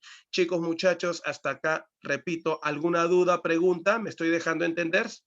Rapidísimo. ¿Me estoy dejando entender? Listo, Nadine. Muchas gracias, hija. Correcto, entonces vamos a continuar. Todo bien, entonces, Melanie, gracias Ruth, Marquito y Daniel. Listo, estoy tratando de ser lo más claro posible. Como te repito una vez más, solamente estamos acá para afianzar tu conocimiento. Eso es lo que estamos buscando, hacer crecer tus conocimientos. Vamos, otro aspecto que a mí me encanta, señores, es la llamada arquitectura. El material que se utiliza, correcto, es el mármol. ¿Y por qué se caracteriza esta construcción, por ejemplo? Esta construcción se caracteriza por el culto a sus dioses. Es por ello que su mayor muestra lo encontramos en las columnas y techos, ¿correcto? O sea, su diferencia está en el tipo de columna y techo, ¿correcto? En los templos y ciudades sagradas, como por ejemplo, no sé si ustedes recordarán si hablamos de una ciudad sagrada. ¿Cuál es la ciudad sagrada más importante de los atenienses? La llamada Acrópolis. Este es un panteón, profe. Entonces, ¿es un panteón? A ver, ¿a qué te refieres, Saulo, cuando dices panteón? Puedes encender tu audio si gustas. A ver, Saulo, estoy atento.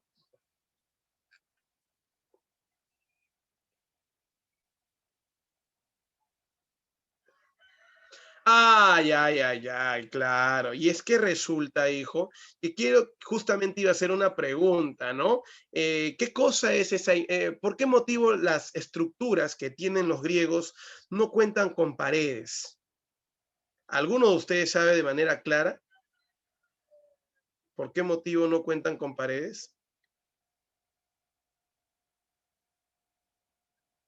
¿Alguien por ahí?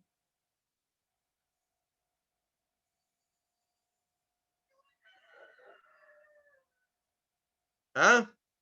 Buena, hija. Profe, porque esto no es una casa, pues, profe. Porque esto viene a ser un templo, un lugar de adoración. Y este lugar es la llamada, ¿qué? Es la llamada morada o el hogar de los dioses. Por eso no tiene paredes. Gracias, Brisa. Gracias, Saulo. Entonces, es un lugar donde se hace culto o se rinde culto a los dioses. Ahora, como ustedes se pueden dar cuenta, eso ha sido lo más destacado relacionado en la arquitectura, pero su diferencia es en los estilos. ¿Dónde lo vamos a encontrar los estilos? En las columnas y en el capitel. Profe, disculpe.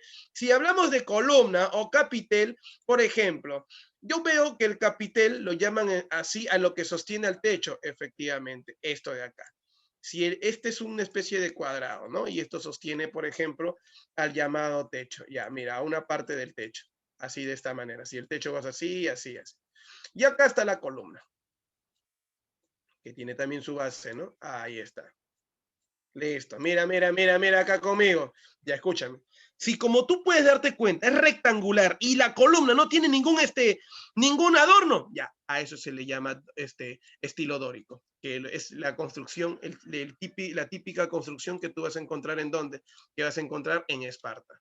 Pero si vemos que el capitel, a ver, primero, si la columna tiene algunos diseños, por ejemplo, unas rayitas así como el Partenón que estamos viendo en esta imagen.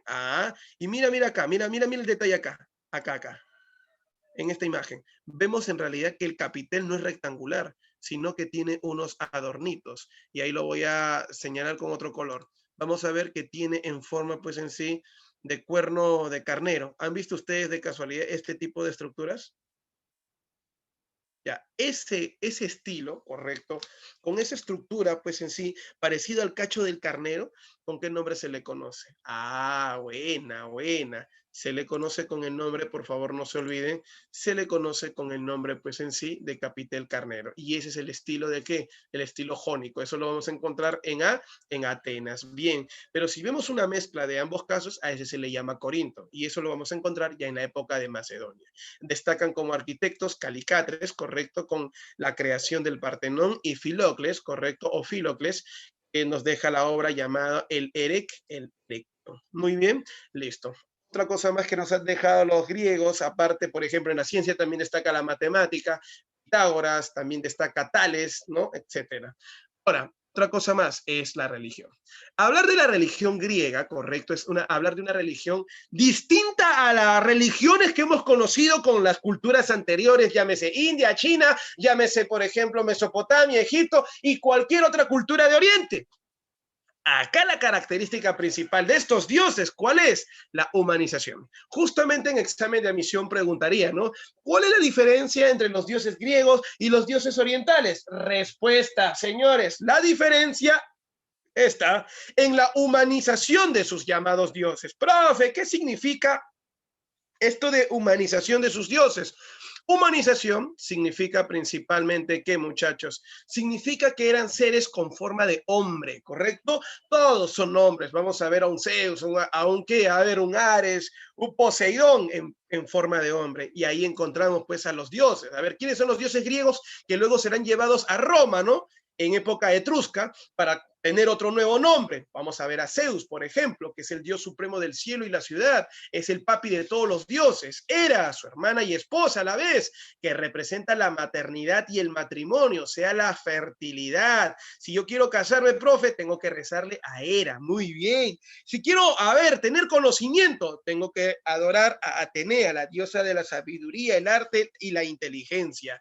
Pero, profe, si yo busco belleza, por ejemplo, placer, profe, sexual, de hecho, de todas maneras, correcto, y mucho amor, correcto, que perdure el amor, yo tengo que prenderle una velita a Afrodita. Afrodita, por favor, ayúdame. Muy bien.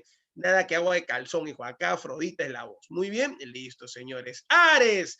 No, si tú te quieres Mecha, dios de la guerra y los combates. Profe, y la luz, representado por Apolo, el dios de la verdad y de la luz. Muy bien. Señores, Poseidón, el amo y señor del mar y los cataclismos, en este caso los terremotos.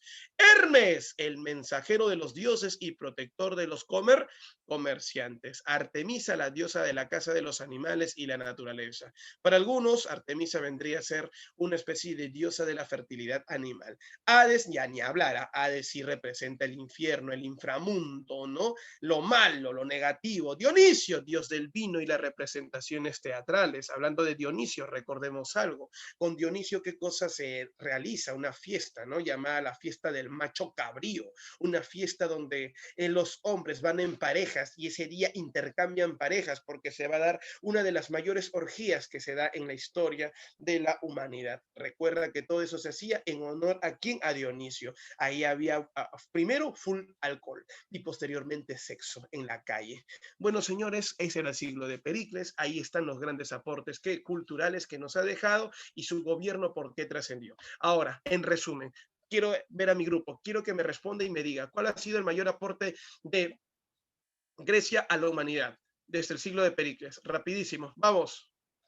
¿Cuál es el mayor aporte? Dilo, dilo, dilo. Buena, mis estimados alumnos, gracias. Todos lo dicen, la democracia. ¿A quién no le conviene la democracia? No le conviene a Esparta. Y por eso que Esparta inicia pues en sí una guerra. ¿Cierto, Daniel, Melanie, Ruth, Sofía, Marquito, Dani? Correcto. Entonces, como todos ustedes pueden darse cuenta, es por ese motivo que Esparta le declara la guerra a ¿quién? A Atenas. Ahora quiero que observes todos los amarillitos.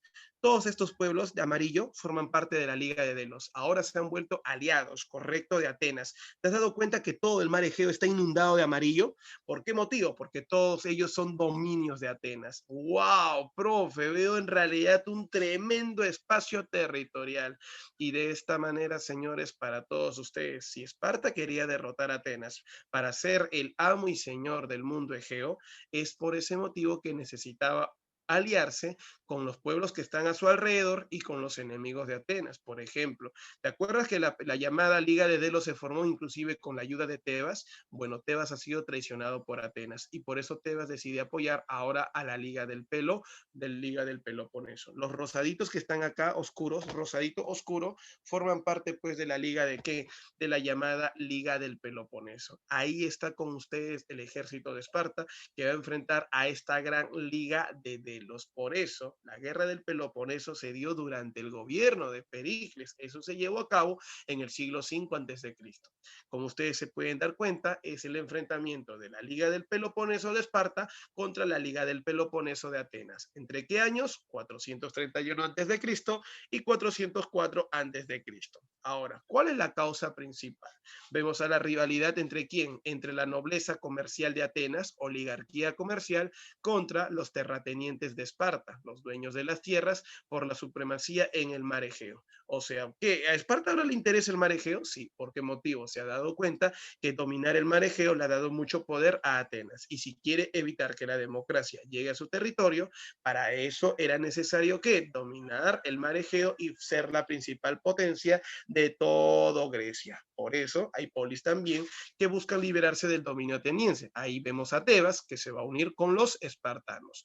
Pero recuerda que la causa más importante, lo que motivó al inicio de esta guerra, terminó siendo la pugna entre la aristocracia y la democracia. Cuando hablamos de pugnas, ¿de qué cosa estamos hablando? Estamos hablando de la competencia entre el sector de la aristocracia, que es la nobleza espartana, y la oligarquía comercial o nobleza comercial representante de la democracia. Por ende, aquel que gane no solamente se convierte en potencia, sino también impone su autoridad.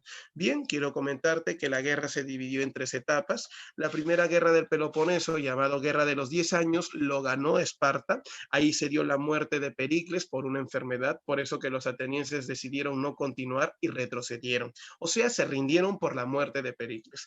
La segunda guerra ha sido provocada también por Atenas, dirigido por un general llamado Alcibiades, quien no atacó Esparta directamente, sino su centro de producción agrícola. El principal centro de producción agrícola de Esparta no se ubicaba en Esparta. Algunos de ustedes, muy estudiosos, me imagino que se acordarán de que su principal centro de producción estaba en el sur de Italia, conocido con el nombre de la Magna, ¿qué muchachos? Con el nombre de Siracusa o Magna Grecia. Gracias, Melanie, lo máximo, hija. Por ese motivo, el ataque a Siracusa. ¿Pero dónde se ubica Siracusa, Melanie? Acuérdate, en la Magna Grecia, sur de Italia. Bien, los llamados atenienses, dirigidos por Alcibiades, tomaron posesión de ello, cortaron el tránsito agrícola que había pues en sí entre Esparta y Siracusa, y de esta manera buscaron empobrecerlos. Pero dice la historia que Alcibiades destruiría un templo, ¿no? Un templo sagrado que era también para él de su propio dios, como también era dios de Esparta. Y resulta que el sacerdote le lanza una maldición, donde le dice que todos sus soldados van a morir uno por uno y él también moriría. Bueno, empezaron a morir sus soldados y él pensaba que esa maldición era cierta. Por eso, para no morir, él le pide apoyo a quién. Le pide apoyo, dice la historia, a los llamados que a los dioses, y le dice: dioses, si es necesario entregarme a los espartanos, lo haré, con tal de no morir. Y mire lo que hace Alcibiades: traiciona a los atenienses y se pasa al bando espartano. Desde ahí, señores, llega el momento de la Segunda Guerra con la batalla de Notion, y los espartanos terminan ganando porque ahora el principal general que tenía Atenas ha traicionado al pueblo ateniense. ¡Wow, profe! Entonces, de esta manera, vamos a ver que ya lo último que falta es que Esparta asegure su triunfo. ¿Pero qué le falta a Esparta? Barcos. ¿Por qué, profe? ¿Por qué le falta barcos? Porque recuerda que la última parte es el enfrentamiento en el mar. En la tierra, Esparta le está sacando la mugre a Atenas. Pero repito una vez más, lo que le falta principalmente, ¿qué cosa es? Ahora lo que le falta es nada menos y nada más que, a ver, ¿quién se acuerda? Embarcaciones. Pero no tiene embarcaciones, sí, por eso le va a pedir apoyo a los persas. ¡Persa, apóyame! Y el persa le dice: ¿tú crees que yo te voy a apoyar después de lo que hiciste con mis antepasados? No, estás loco, no te voy a apoyar. Bueno, te pedí apoyo porque estaba dispuesto a devolverte algo. Yo lo único que quiero es el dominio en el mar Egeo. Yo te estoy prometiendo algo, que si le gano a Atenas, yo te devuelvo Asia Menor. El persa no lo pensó y le dijo: ¿cuántos barcos quieres? ¿Sabes cuántos barcos le mandó? Le mandó 3,000 embarcaciones. Con apoyo persa, con apoyo tebano, Esparta se enfrentó por última vez en la tercera guerra del Peloponeso a los llamados atenienses en la batalla de Egospótamos, donde se dio la destrucción de la flota de Atenas y el triunfo de Esparta. Y así ahora no solamente Esparta ganaría a Atenas, sino que ahora domina todo el mundo griego. Hegemonía de Esparta, no te olvides, en Grecia. Si vemos una hegemonía espartana en Grecia y vemos a un Esparta dominando el mar Egeo, entonces la pregunta es: ¿el otro objetivo cuál era? El objetivo político, eliminar la democracia. Ahora voy a hacer una pregunta para todos ustedes. ¿Cuántas tribus habían en Atenas? Repito.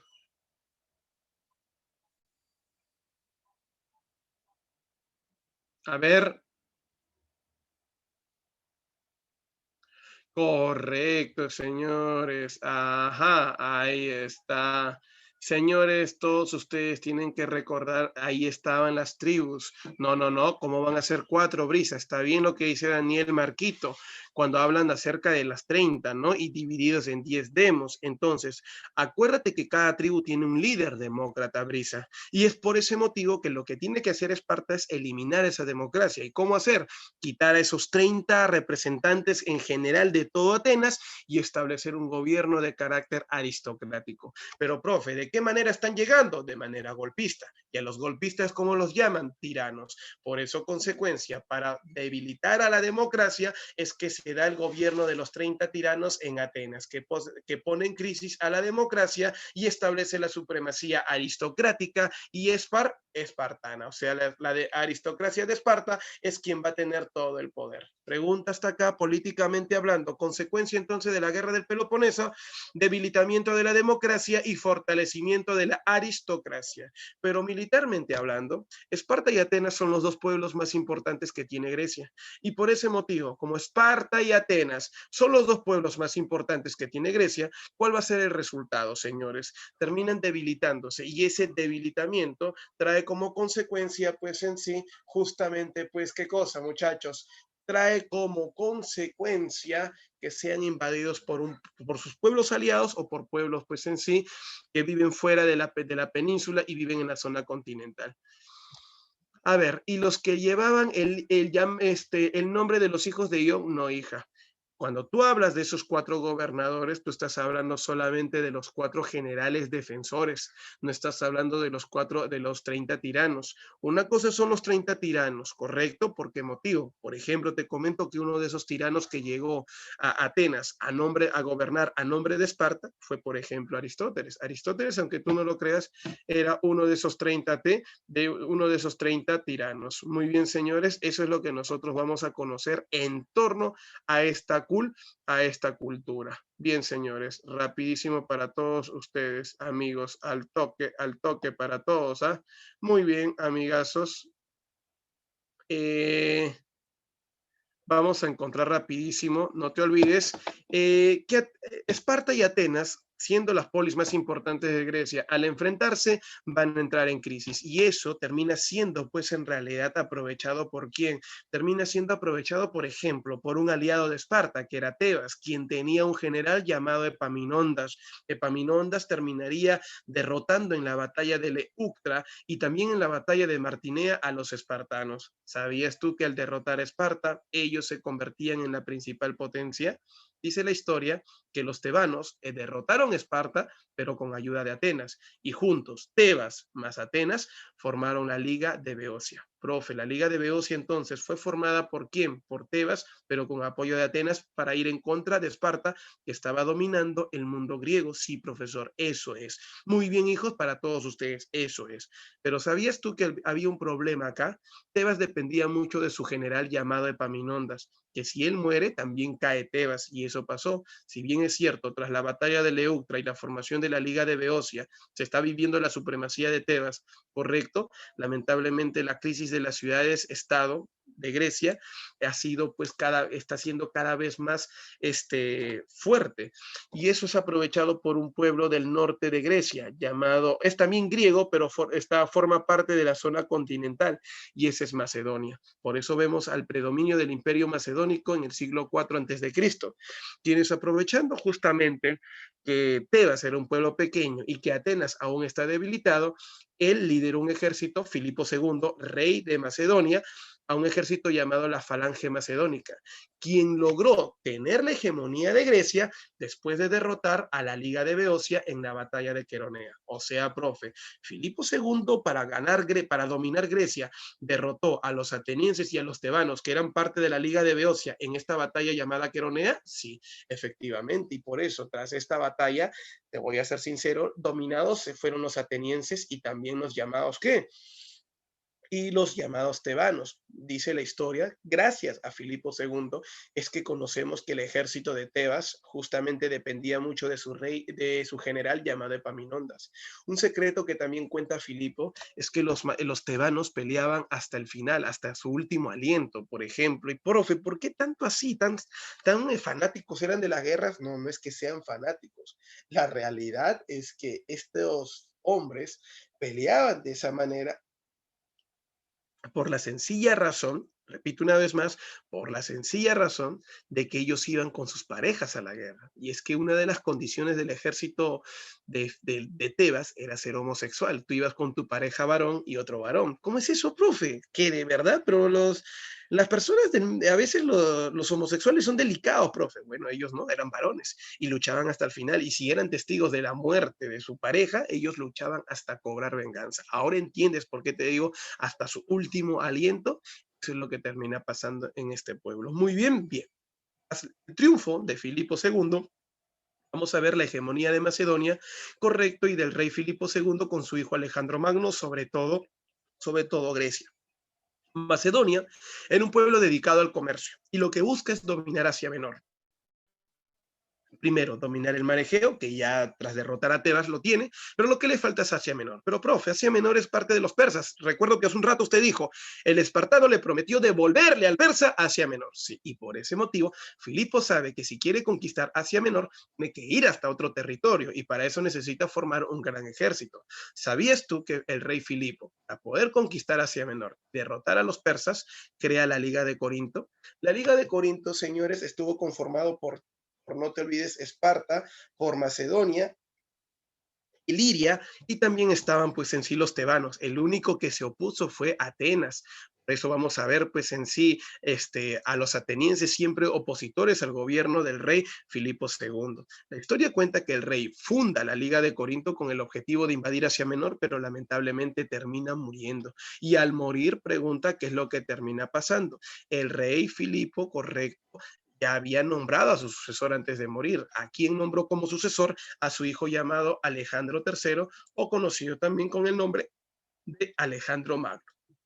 Repito una vez más, Alejandro III o Alejandro Magno. Entonces, profe, Filipo funda la llamada Liga de Corinto, ahora su hijo es el líder de esa Liga de Corinto, sí, efectivamente, y por ese motivo Alejandro Magno justamente haría honor a ese nombre, al título de Magno, que significa grande, gracias a sus campañas militares. El imperio de Alejandro Magno se caracterizó, repito una vez más, por sus grandes campañas militares, por ejemplo, para invadir Grecia, totalmente Grecia, para dominar el cercano oriente, para destruir, por ejemplo, Tiro en Asia, que era una ciudad fenicia, para poder invadir a Egipto, ¿no? Donde él llegaría a Egipto, y finalmente invadir al imperio persa. O sea, profe, llegó hasta Irán, efectivamente. Logró derrotar a los persas en la batalla de Arbeles o Guagamela. Repito una vez más, batalla de Arbeles o Guagamela. Ahora, ¿tú sabías que el amigo llamado Alejandro Magno no solamente ha cruzado el mar Egeo, no solo ha llegado pues en sí Asia Menor, sino también ha logrado pasar Persia? Oh, ¡wow, profe! Aguanta. ¿Invadió Persa? Sí, ahí invadió el Persa. Para derrotar a los persas tuvo que enfrentarse en 3 batallas. Acuérdate, Isos, Gránico y Guagamela. Ahora, te voy a contar lo siguiente. Una vez que derrotó al persa y ahora Persia es parte de Macedonia, de Irán se pasó a la India. Y en la India sí lo frenaron. Dicen que Alejandro Magno quedó sorprendido con la calidad cultural que tenían los indios. Profe, ¿por qué motivo lo dice? Resulta pues en realidad que Alejandro Magno nos contaría, señores, nos contaría que quedó sorprendido porque había hombres que tenían pues la capacidad de sanar a una persona con el poder de sus manos, ¿no? Claro, con el imperio Gupta, hablo muy bien. Habían hombres que podían caminar sobre, no te olvides, sobre las aguas sin mojar sus pies, flotar, pero después de hacer esas grandes hazañas que valía mucho de concentración mental, descansaban una semana, descansaban pues en realidad buen tiempo y sin ojos, sin despertarse.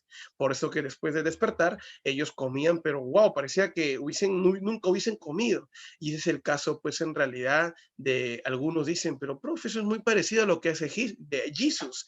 Por ese motivo, no sé si alguno de ustedes recordará en la historia, pues nos van a comentar, nos van a contar que por esa razón y por ese motivo, cuando nosotros hablamos acerca de quién, cuando hablamos acerca pues en sí de de la vida de Jesús, nosotros en la Biblia encontramos su nacimiento y luego ya su etapa antes de la muerte, pero su etapa de adolescencia, juventud, no lo conocemos mucho, y es por ese motivo que existen hipótesis de que Jesús estuvo en la India y ahí aprendió justamente este arte, correcto, el arte de sanar, correcto, a través de de la llamada meditación.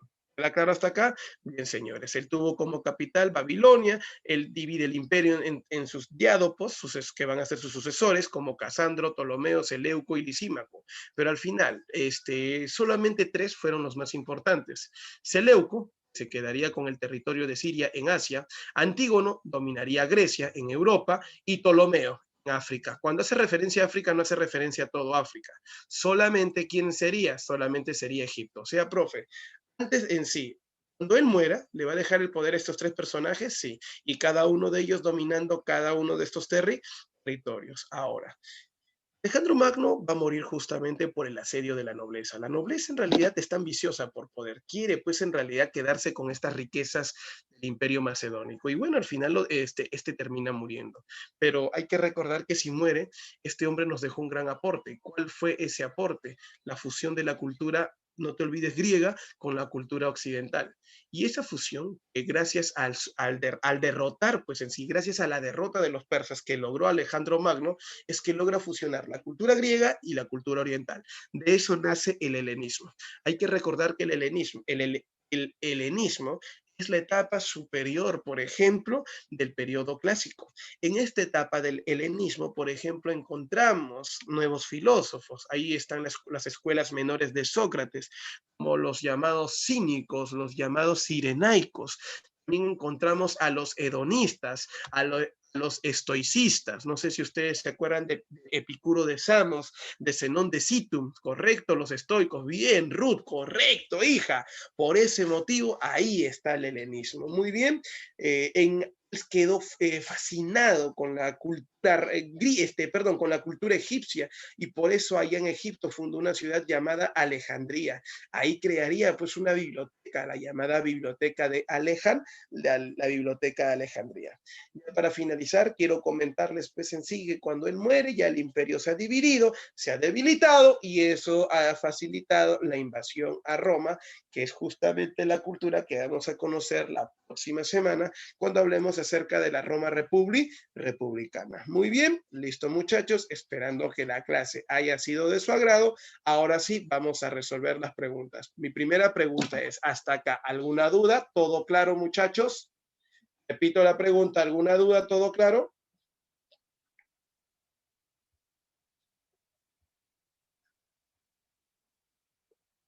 Dicen por ahí mis alumnos. Muy bien, señores. Gracias, Sofía. Gracias, Daniel, Brisa, Marcelo, Nadine y todos mis grandes alumnos, señores. Vamos a responder las preguntas. A ver, rapidísimo. Vamos con la primera pregunta. Todos al toque. La 1 y la 2, al toque, ya al ojo, al ojo, al ojo. Ya Marco Yikawa ya marcó rapidísimo, profe. Si te dice que una de las consecuencias para la caída del mundo griego fueron las diferencias políticas y disputas por el control de zonas comerciales que los llevó a ser invadidos por pueblos como Macedonia y Roma, del siguiente enunciado marca la alternativa que une correctamente las dos columnas. Y si nos habla de Filipo II, recuerda que eres el hombre que derrotó a los griegos en la batalla de Queronea, ¿cierto, Saulo? Muy bien. Alejandro Magno, recuerda que derrota a los persas en la batalla de ¿qué? Arbelas o Guagamela, y Alcibiades, el traidor, invadió la Magna Grecia. 1C, 2A y 3B. 1C, 2A, 3B. A march, vamos con la 2, el dominio tebano, dice, fue efímero dentro del mundo griego, debido a la muerte del general Epaminondas y la invasión de los llamados ¿qué? Y la invasión de los macedonios, quienes lograron la conquista del mundo griego tras la batalla de Queronea, dirigidos por Filipo II. Quiere que tú marques la alternativa que tenga la secuencia correcta de verdaderos y falsos. Primero, tras el triunfo de Filipo II en Queronea, se formó la Liga de Corinto, verdura. Alejandro Magno fue el principal promotor del helenismo, donde se fusiona la cultura griega y romana, falso. Luego te dice, la batalla de Arbelas o Gaugamela fue la batalla final para la consolidación del dominio griego sobre el oriente persa, verdadero. Y Aristóteles maestro de Alejandro III o Alejandro Magno, ¿le enseñó sobre la República de Platón para ser un gran gobernador? No, porque lo que él le enseñó fue, ¿qué cosa, muchachos? Fue el organón. Avión, muy bien, Ruth, Sofía, Marco, ahí están mis niños. Los 3 alumnitos, lo máximo. Vamos con la número 3, 4 y 5. Preguntas recontra pichangas. A ver, para que te motives, es una pregunta a nivel saco liberosa, o sea, recontra down. Vamos a ver, marca la clave que contenga solo enunciados correctos sobre el helenismo. ¿Significó la fusión de la cultura oriental con la cultura griega? Verdadero. En la filosofía destacó Aristóteles, quien publicó el Organón. Falso, nada que Aristóteles. Zenón de Citum fue uno de los filósofos más destacados del helenismo. Verdadero. La clave, dedo. Señores, muy bien, Marcelo. Correcto, Rubrisa, Vicela, Ruth, Brisa, Sofía y Melanie. Vamos con la 4. Es una causa de las guerras médicas. ¿Cuál es una causa de las guerras médicas? Pero es la más fácil esa pregunta. Correcto, Marcelo y Sofía. Es el control del mar Egeo. Esta 5 es una pregunta a nivel Villarreal. Oye, la Confederación de Delos posterior a las guerras médicas, ¿qué significó? Efectivamente, la hegemonía de Atenas en Grecia. Listo. Oh, no, la 6 te está pidiendo que no te olvides, ordenes cronológicamente, pero eso es algo que ya trabajamos, ¿ah? Eso está facilito. A ver, para mis futuros cachimbos, una cosa violenta y rápida. A ver, ¿quién me ayuda? ¿Quién me dice? Marquito Yikawa dice que es la B. A ver, si te está pidiendo que tú ordenes cronológicamente, todo empieza con Maratón, ¿no? La primera batalla es Maratón. Luego viene la derrota de Leónidas en el paso de las Termópilas. Luego viene la batalla de Eurimedonte. No te olvides en la Tercera Guerra Médica. Y finalmente la firma del Tratado de Paz de Calias o Simo. Después de haber pensado medio segundo, diremos que empieza con la 4, 3, 1, 2. Besos, señores. No sé qué me estaban diciendo por ahí. La D, dicen. Otro me dice que es la A. Muy bien a los que dijeron la B. Listo, señores, vamos. A ver, rapidísimo. Siguiente, ya está, la 7, la 9, 8 también. ¿Qué dicen ustedes? ¿Qué dicen ustedes en las preguntas? Vamos, señores.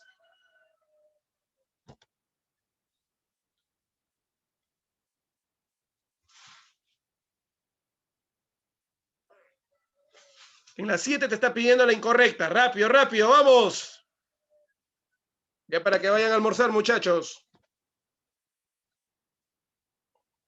Katy me dice constantemente que solicite preguntas, ¿qué? Preguntas de eco. Y ahí están las preguntas de eco que tanto quieres tú.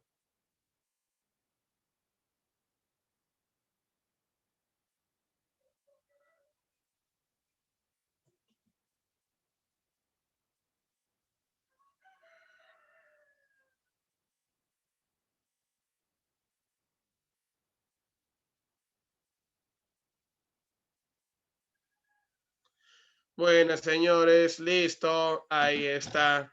Con todos ustedes, muchachos, lo máximo. A ver, indicar la proposición incorrecta en la 7.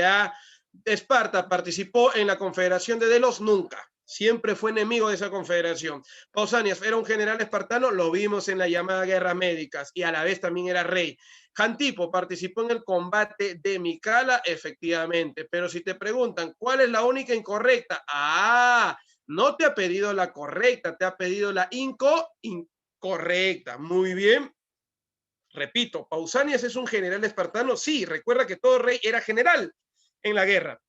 Jantipo participó en el combate de Micala. También acuérdate, con eso cerraron el triunfo sobre Jerjes. Si nos dice incorrecta, ¿cuál sería la clave? Profe, no hay clave. Vamos a corregir entonces al toque. Y ponemos acá, en vez de que diga solo 2, solo 1. Listo, señores, ahí está. La clave, entonces, todos, ¿cuál sería la clave? Habla.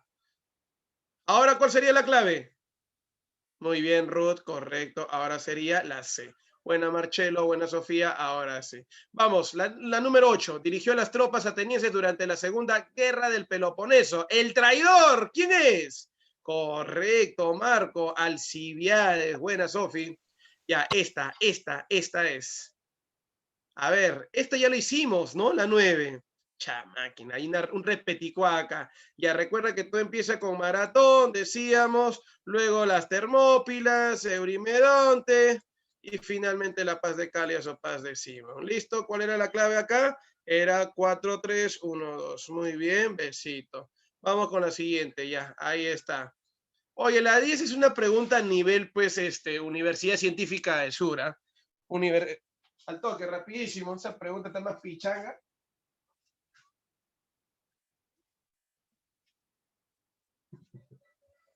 ¿Qué dices? ¿Qué dices? Vamos, Fierita.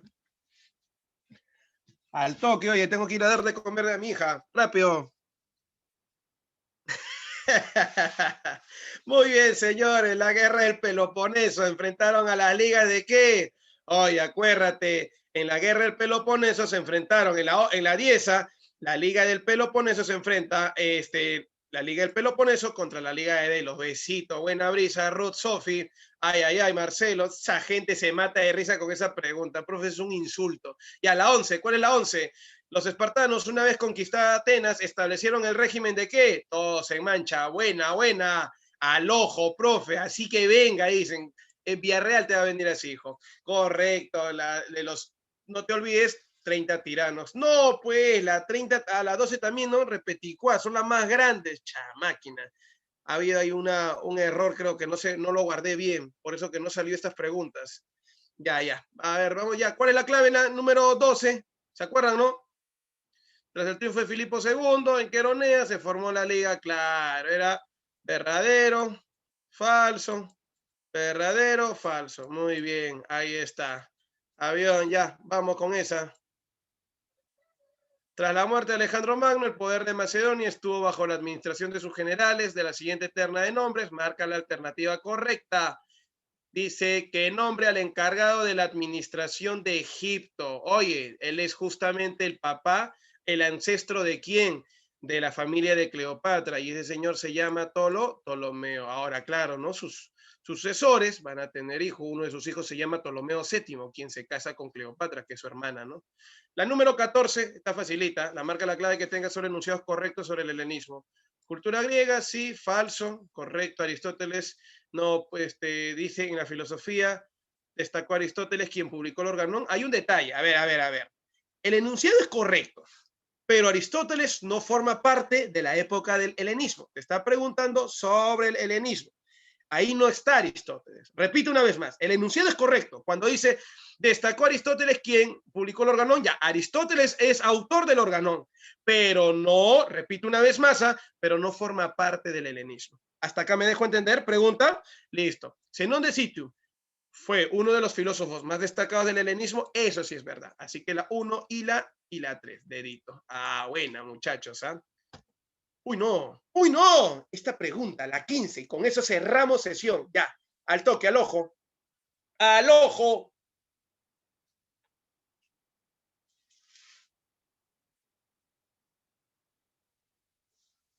¿Qué dice Ruth? ¿Qué dice Brisa? Saulo, ¿qué dice Marquito? Marcelo. Marco ya marcó la clave, me mandó, dice que es la B. Sofía también ya mandó, creo que dice que es la B. ¿Qué dice Brisa? Saulo, Sofía, ¿qué dicen por ahí rapidísimo? Dice que es la B de Brisa, dicen por ahí. Ya. Marquito también dice que la B, Daniel, la B, Marcelo, la B. A ver, ¿qué me dicen ustedes, muchachos? Rapidísimo. También Daniel dice, muy bien el chupe. Gracias, hijo. Marca la clave que contenga solo enunciados correctos. Tras las guerras médicas, la hegemonía de Grecia estuvo en manos de Esparta. No seas loco. ¿Cómo va a ser en manos de Esparta? Esparta estaba en otra, hijo, estaba en otra. Era Atenas, buena. En la guerra del Peloponeso se enfrentaron las ligas del Peloponeso y la liga de Delos, verdadero. Felipe II fundó la Liga de Corinto con el objetivo de conquistar a los persas, claro que sí, principalmente Asia Menor, perdón, ahí lo estoy poniendo mal. A ver, eso es verdadero. Muy bien, listo, ahí está. Y tras la muerte de Alejandro Magno, el dominio de Grecia se debilitó y creció el protagonismo de Roma. ¿Qué dices tú, verdadero o falso? ¿Qué dices tú, verdadero o falso? Verdadero. Entonces, después de haber pensado medio segundo, la clave, ¿cuál es? Oye, oye, muy bien, señores, todos. Besito. De esta manera, señores, les doy mi corazoncito y me estoy despidiendo con todos ustedes. Hasta la próxima semana. Gracias a todos ustedes por haber estado presentes en esta clase. Ya sabes, somos la Academia Mega, como siempre, brindándote lo mejor en educación para que tú puedas lograr tu ingreso, que es en sí tu sueño, a San Marcos. Gracias, Mayeli, Sofía, el grande Anielito, Saulo, Brisa, mi hijita. Gracias a Ruth. Gracias a todos ustedes por ser tremendos alumnos y nos estamos viendo la próxima semana. Claro, así es. ¿Que somos todos? Somos Mega, dice Israel. ¿Se puede plagiar? No, pues hijo, ¿cómo vas a querer plagiar? Tienes que aprender. Muy bien. Listo, Danielito, listo, Melanie, Daniel y todo mi mancha. Muchas gracias a todos ustedes. Mejor código de humo, hijo. Nos estamos viendo la próxima semana. Cuídense, un fuerte abrazo. Chau, chau. Vayan a almorzar, muchachos. Nos vemos.